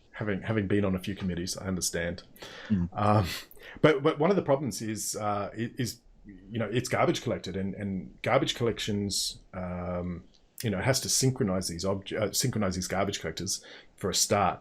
But also garbage collectors generally have a little bit of extra memory consumption anyway, because it's not like a reference counted sort of thing where it just gets rid of it straight away. Things lie around for a while until the garbage collector comes and clears them off. And so now we're doing that twice as many times. So it kind of exacerbates that, I suppose. Yeah. And some things are copied as well when they're communicated between the garbage collectors. So you have more memory being used a little bit, and then things are kept alive longer. So it's more problematic than I think ideally you'd want. Yeah, yeah. There's things we can do though. Let's have a look at some examples. One thing that we can do again is we can go and we can release our peer objects as soon as we're done with them. So here, for example, we've got a bitmap. We're getting some information. We're putting this into a buffer here. We're using the using statement correctly here, so we're disposing of that. We might also want to go ahead and help it out by setting that buffer equal to null, because it's something that we're reusing. Up here, it's a static buffer that's up here. So this idea of clearing out objects and disposing of objects is super important for things like images, because you've got a peer object which is really small. It's like 20 bytes, so tiny little object, but it's pointing potentially at a native object which is very, very large. And so the quicker you can break that, the quicker you can clean it up, and that's going to save you quite a bit of memory. It's going to be a bit more efficient, rather. Yeah. Here's another one. Here's an interesting one. Your head's right in the way of what it says, but you can do a garbage collection. You can trigger a garbage collection yourself when you know that there's something that is eligible for collection. There we are. That's good. That's good. We'll lean this way. And this is counterintuitive. I remember when I first learned .NET, and you'd read the back then equivalents of Stack Overflow, and people are like kicking off garbage collections because they didn't understand that, well, things are going to keep going up until the garbage collector comes and pulls it back down and gets rid of those objects. And so, the advice was, well, just call your own garbage collect. And everyone's like, no, don't do that, right? Never. Yeah. The garbage collector is smarter than you are, so don't touch it. Yeah, it's a code smell in the desktop world. Yeah, not so in mobile. Well, not so in Android especially, because the thing is, in Android devices are particularly generally are pretty constrained in terms of memory and processor. iOS devices are pretty powerful. Android you got a lot more range of devices. So it's not always bad to do a GC collect if you know that there's something that you've just cleared out a reference effectively to a large object. You wouldn't want to do this at the end of every method, would you? That would be a bad idea. No, but there's a big difference from a top of line Samsung to one I can buy at my local supermarket for $29. Yeah. So it's for those lower end devices that you often want to do these calls. Yeah, absolutely. So you can keep that in the back of your mind, I suppose. What about minimizing the work of the garbage collector? Right. So one thing that we have inside of here as well is the garbage collector. We had a very simplistic look of what happens earlier on. It turns out that there is more that the garbage collector does. It goes ahead and it identifies peer objects. Right? So things that are pointing more towards Java objects, and it does this special step where it actually goes ahead and it walks through those objects. So what have we got in here? We've got a list of tweets. We've got 1,000 tweets in here. We're passing these C# objects here into an Android object, right? So into an array adapter here. And what it's going to do is it's going to go and have a look at all the fields here. It's going to walk through each of those and see if any of those are also peer objects, which hang on, I've got to read Lachlan's comment here. Lachlan's, yeah, it's pretty funny. Is it? If referring to the shared house. Yeah, I was going to wait till you finish there. Right. Having two garbage collectors is like living in a share house. Whenever you try to throw out old food, you're not sure if somebody else still wants it. Turns out no one who still lives in the house even eats yogurt. Yeah. And that food didn't even start out as yogurt. Yeah, it's not a share yogurt. House. Yeah. Nice. All right. So it's got a reference. If you want. So it's going to go through these objects. It's going to look for peers, right? Which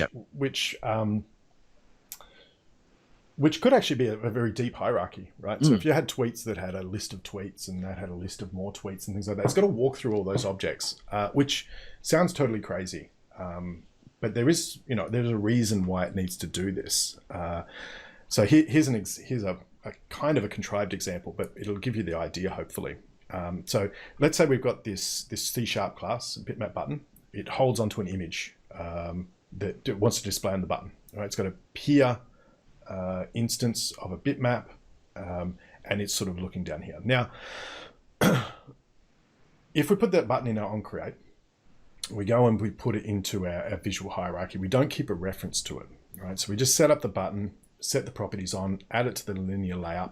The only thing keeping these alive, these objects alive, is that they're in the view, and that basically Java's sort of keeping it alive. So when the garbage collector runs, right, what we saw earlier on was it goes and has a look at this object and it sort of says, hey, there's nothing referencing this. It goes and changes these to weak handles, right? It changes those to weak handles, and then this garbage collector runs. This object's cool. This is in the visual tree. This one, on the other hand, it's got no references, right? So that could get garbage collected. And so behind the scenes, that could disappear. That's a huge problem, right? Because all of a sudden your native objects disappeared behind your managed object. And so the crazy thing, and I was super surprised when I learned about this, that they do is actually inject the same relationships into the Java objects, so that they mirror them, so that it will keep it alive. That was pretty special, I thought. And so that's what it needs to do. It has to walk through these fields in order to find out and mirror those down here, so that it won't get garbage collected. So how can you fight against that or avoid that? Not make it a field anymore. So you could go ahead and you could move that tweet data from being a field inside of your feed activity up into, say, a static here, and you could pass that data across there. In there, and that way it doesn't need to walk through it. It's pretty wacky, though. I think you wouldn't do this again for every situation. It's a bit of preemptive optimization, which is never a good thing. But like, if it's a problem, then deal with it then. It's good. It's good for, as it says here, large object graphs. So you've got this huge tail of objects. If you remove them out of the field, out of the field sort of level, and move them somewhere else, it won't walk them. In fact, do you mind going back a few slides, Kim, to where we did the flow chart of the garbage collection? Yeah. It's back lots of slides, but here. Yeah, here we go. Like the simplest thing that you can do to optimize the garbage collection process in Android is make sure you're not dealing with peer objects. The shortest path is, can you collect the object? Yes. Is it a peer object? No. Collect the object. That's the quickest thing you can do. So if you can maximize the number of objects that are not peer objects in your Android app, the better. Yeah, spot on. Yeah, absolutely. It's a good summary. So, that what we've talked about there is a couple of techniques to stop that. Now there is another interesting little bit in here as well, which is we're using an array adapter. Array adapter is a peer object. It's already a Java object. That's wrapped on the Xamarin side, and so if we have a look at how that would work, we're going to have tweets, so C# objects, and if we're passing all these C# objects into a Java object, then what we need to do is we need to basically box those so that it can go ahead and call those things. Yeah, I think it's important to realize that the array adapter, when it's presenting information from the items in the collection, it will call the toString method on the object. And because those objects are C# objects, but the array adapter is a Java object, it needs to convert those C# objects into a Java representation to then call the toString implementation. So there's a lot of interop, even just on the single tweets, contained within the array list. So you're jumping between the garbage collectors and the jumping between the virtual machines a lot more in this situation. Yeah, absolutely. So the easiest way to, like, in the specific case of a list view, which is a pretty common thing, is to use a different interrupt point, right? So you can use a base adapter, and the idea here is that this is our adapter. So now we have this tweet adapter, and we're using that. So now we're getting these C# objects, and we're not passing a whole bunch of C# objects into Java objects. We just sort of have our boundary here. And in fact, I think there's a slide here that has that. So now all of these blue objects, the adapter and our list and our tweets, they're all staying in the same space. We're not jumping between Java and Mono.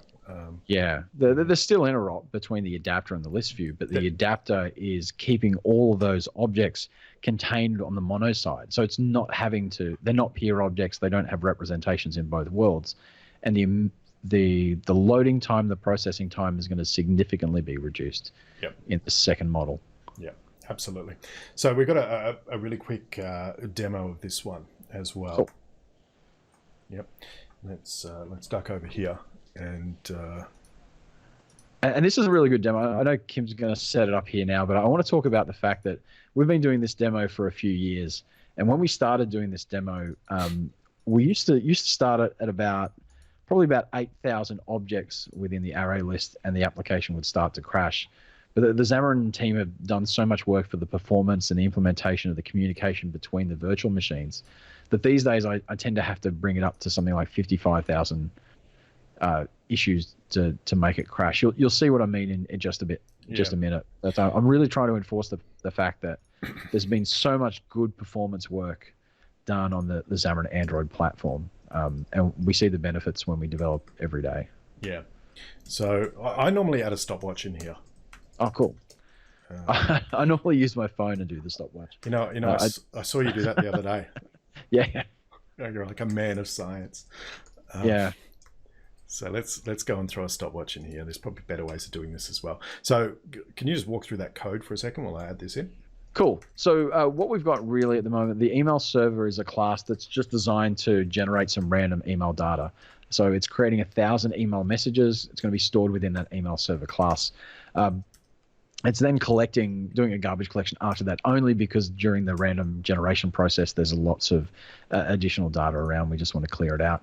And then it's setting the list adapter to an array adapter. The generic type is email item, and we're using the built-in Android layout, simple list item, and we're passing in that email collection. So interestingly enough, although it's called the array adapter, it's really that the collection has to implement iList. It doesn't have to be an array. But it's going to essentially take that collection for the array adapter and convert each item to having a Java representation in the Java virtual machine. So there's lots of things going to happen when we run this application in just a second. That was an excellent description.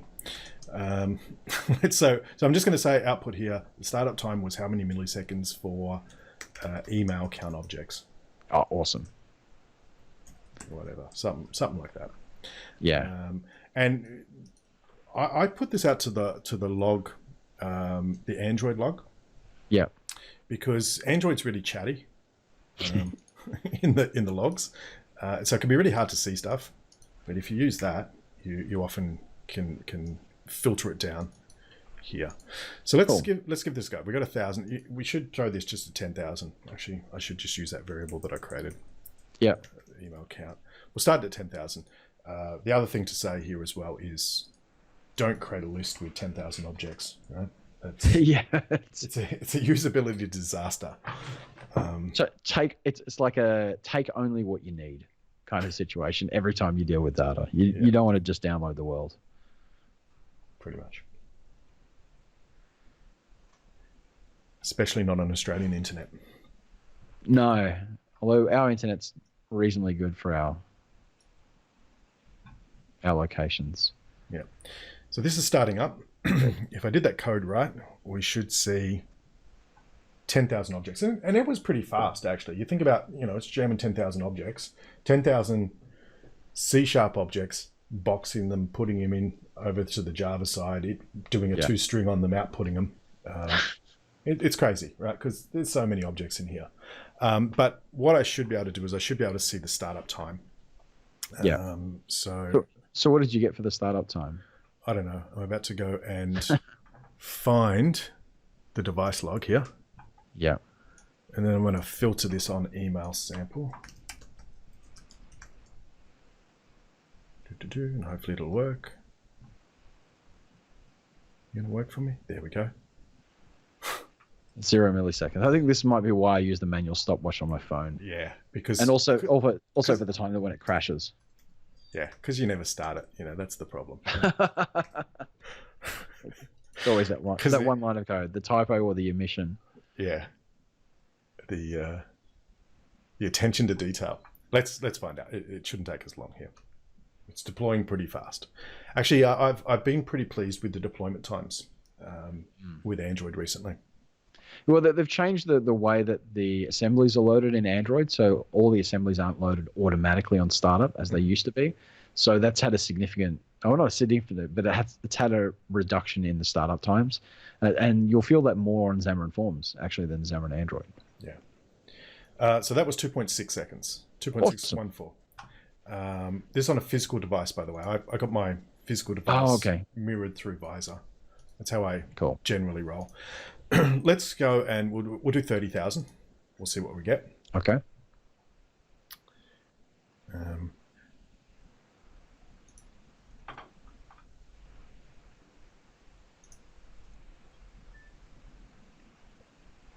Here we go. Here comes our email client.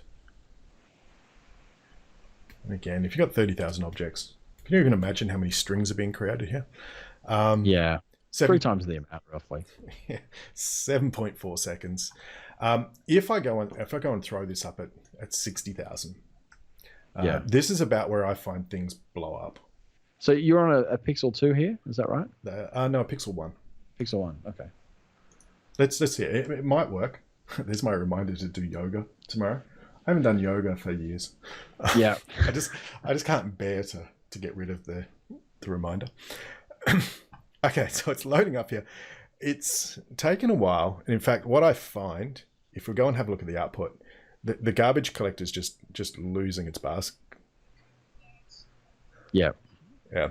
So it's probably never going to finish. No, we'll probably see this for some time still. Yeah. This is normally why I use the stopwatch, because the time will tick over. Yeah. And it'll go to 9 or 10 minutes past the hour, and it still won't be loaded. We've essentially hit the wall, and the garbage collector can do no more things. It's essentially trying to go. It's your problem. No, it's your problem. It's your problem. It's your problem. And there's this back and forth. Yeah. We've hit a stalemate between the two systems, and they're not going to load. That's right. It's just never going to finish. Cool. So what we want to do is we're gonna go and change the boundary here. We're going to use we've got an email adapter in this solution. So let's just come down here and just say this adapter equals a new email item adapter. Is that what it's called? Yeah, and we just pass in the calling activity, which is this, and then the collection as well. And the core difference between the email item adapter and the array adapter is the email item adapter is a fully managed class. It implements the appropriate interface, the same interface that array adapter interfaces, so the list view can work with it. However, all that data is now kept on the managed side. So there's no peer objects, and there's no interop between the garbage collection systems for each item, and that has a significant difference. And if we've got 60,000 items, then that means we don't need to navigate between the virtual machines, which is an expensive operation anyway. Yeah. So we should see this. My prediction, and I haven't seen this run on Kim's phone, is that it will launch, but probably launch within about under 10 seconds. Let's have a look. And thanks for the follow, NU235. Cool. And feel free to follow me as well. I've got my details down below. I'd like to see some more of you as well, if I can. Yeah, go and throw your while we're talking a little bit later on, throw your Twitch URL in there. Well, I can't type in URLs, Kim, but if you want to do the honors on yours because it's yours, then that would be a good one for everyone. Beautiful. Twitch.tv/ Cool. So what do we get? We got 8.5 seconds for 60,000 objects. Yeah. So remember, like using the array adapter, it just didn't finish. Was never going to finish. Right. And so, it's performing really well. Given that you would never want to put 60,000 objects in a list view, right? It's actually kind of fun playing with this app. Sometimes when I teach this class, I sit here like this while I'm talking, and I'm scrolling as fast as I can. And you notice the scroll bar isn't even moving; it's still right at the top here. Yeah. Yeah. I didn't know we had email details. Cool. So that's an example of where you want to stop going in between those two backyards. Or stay in your own backyard is how they say it. All right. So that brings us to the end of the Android tips. What do we got? Awesome. I think we've got some. Well, we've got some summaries of the Android tips right now. So the key takeaway is to use a custom adapter. Yes, absolutely. You avoid the array adapter. Avoid the cursor adapter as well within Android, and there's other related types too. But essentially, you want to avoid any Android class where items within the collection have to communicate across virtual machine boundaries, or at least you want to minimize that.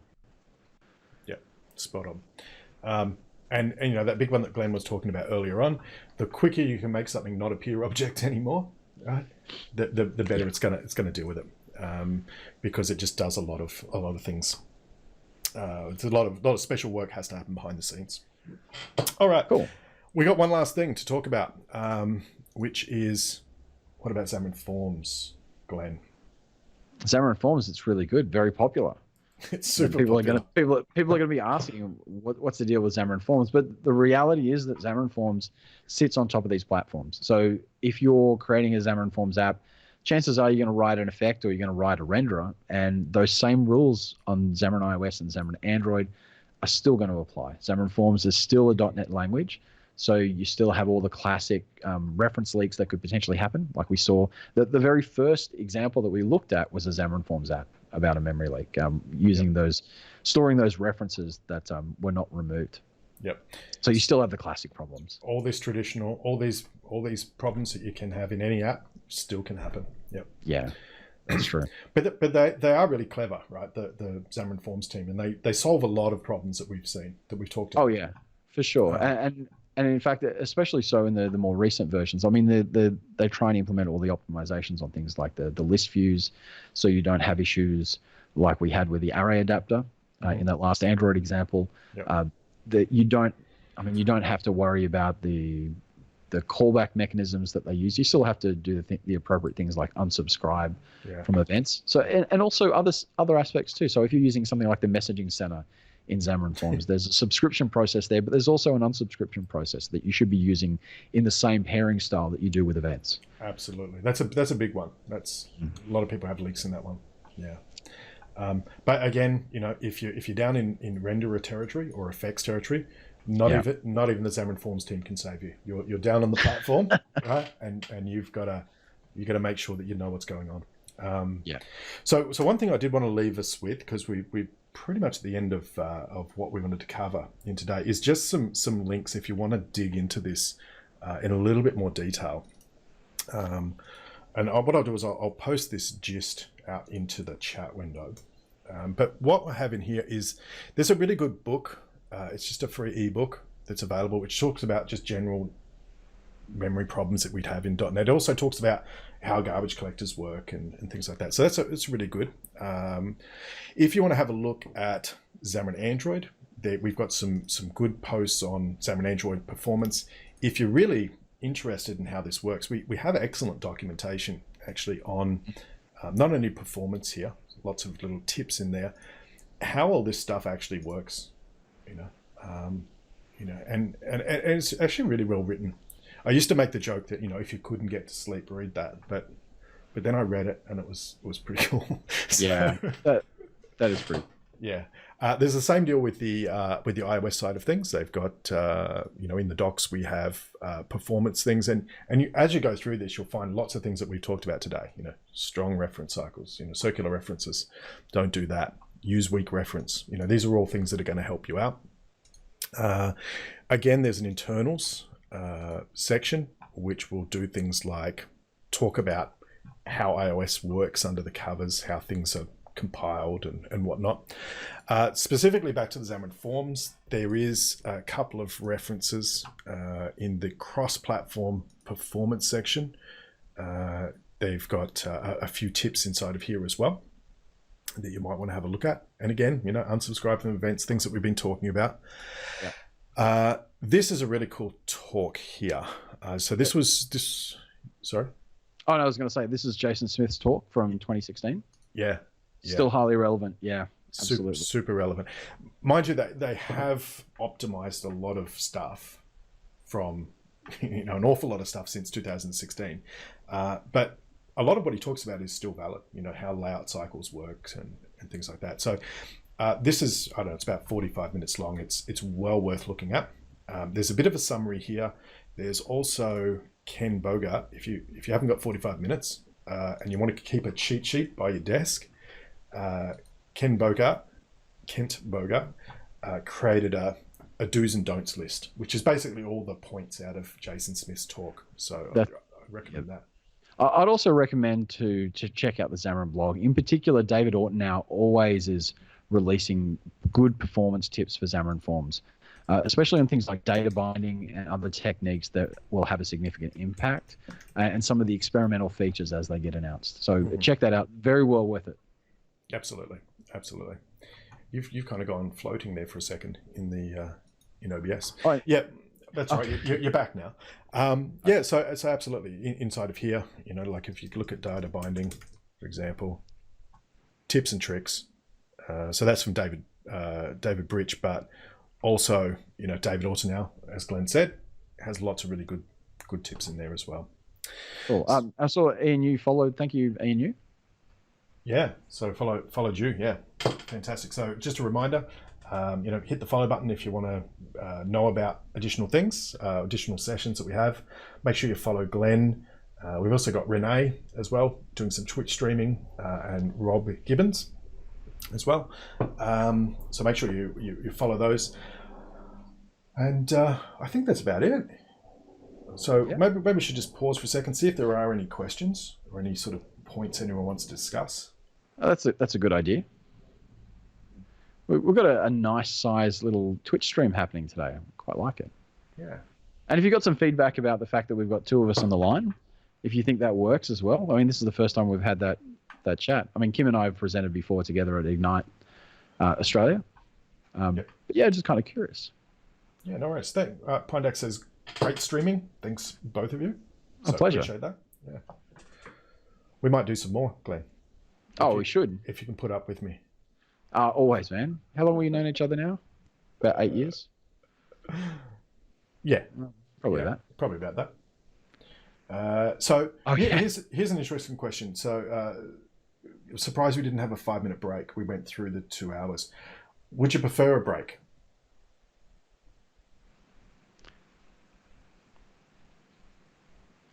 I'm kind of inferring that he probably does, or she probably does. I'm not assuming anything, but I in the future for an nature break, absolutely. I tend to go that movies were originally made at an hour and a half, just so people could go to the bathroom, because that was the length of time the bladder could contain it. So it's anything over an hour. Yeah, fantastic. Alrighty. Any other questions? Let us know. Or let me do this. Let me just quickly go back to the first page. I don't know how we do that. I suppose I could hit the back button lots. Just to give you our email addresses and Twitter handles. Oh, cool. I think you can just hit the home button, or it's either the S and then the number of the slide and hit return. Right. Or you can type a number and hit return. Well, see, the problem is I'm almost there now. I'm using a different keyboard for streaming, because I normally have a big loud mechanical keyboard, so and it doesn't have a page up. Anyway, all I was going to say just before we sign off, Glenn and my email addresses and Twitter handles there. If you want to get in contact, ask any questions, feel free. Yeah, it should be @ and then a lowercase m for Microsoft, but I think everyone can probably infer that as well. my attention to detail suffers. Yeah. All right. We were teaching about typos today as well, so that's fine. Yeah, absolutely. All right. Well, I think we might sign off. So thanks very much again for everyone. Thanks, Glenn, for joining. Thanks, Ken. It was lots of fun. Thanks, cool. See you later.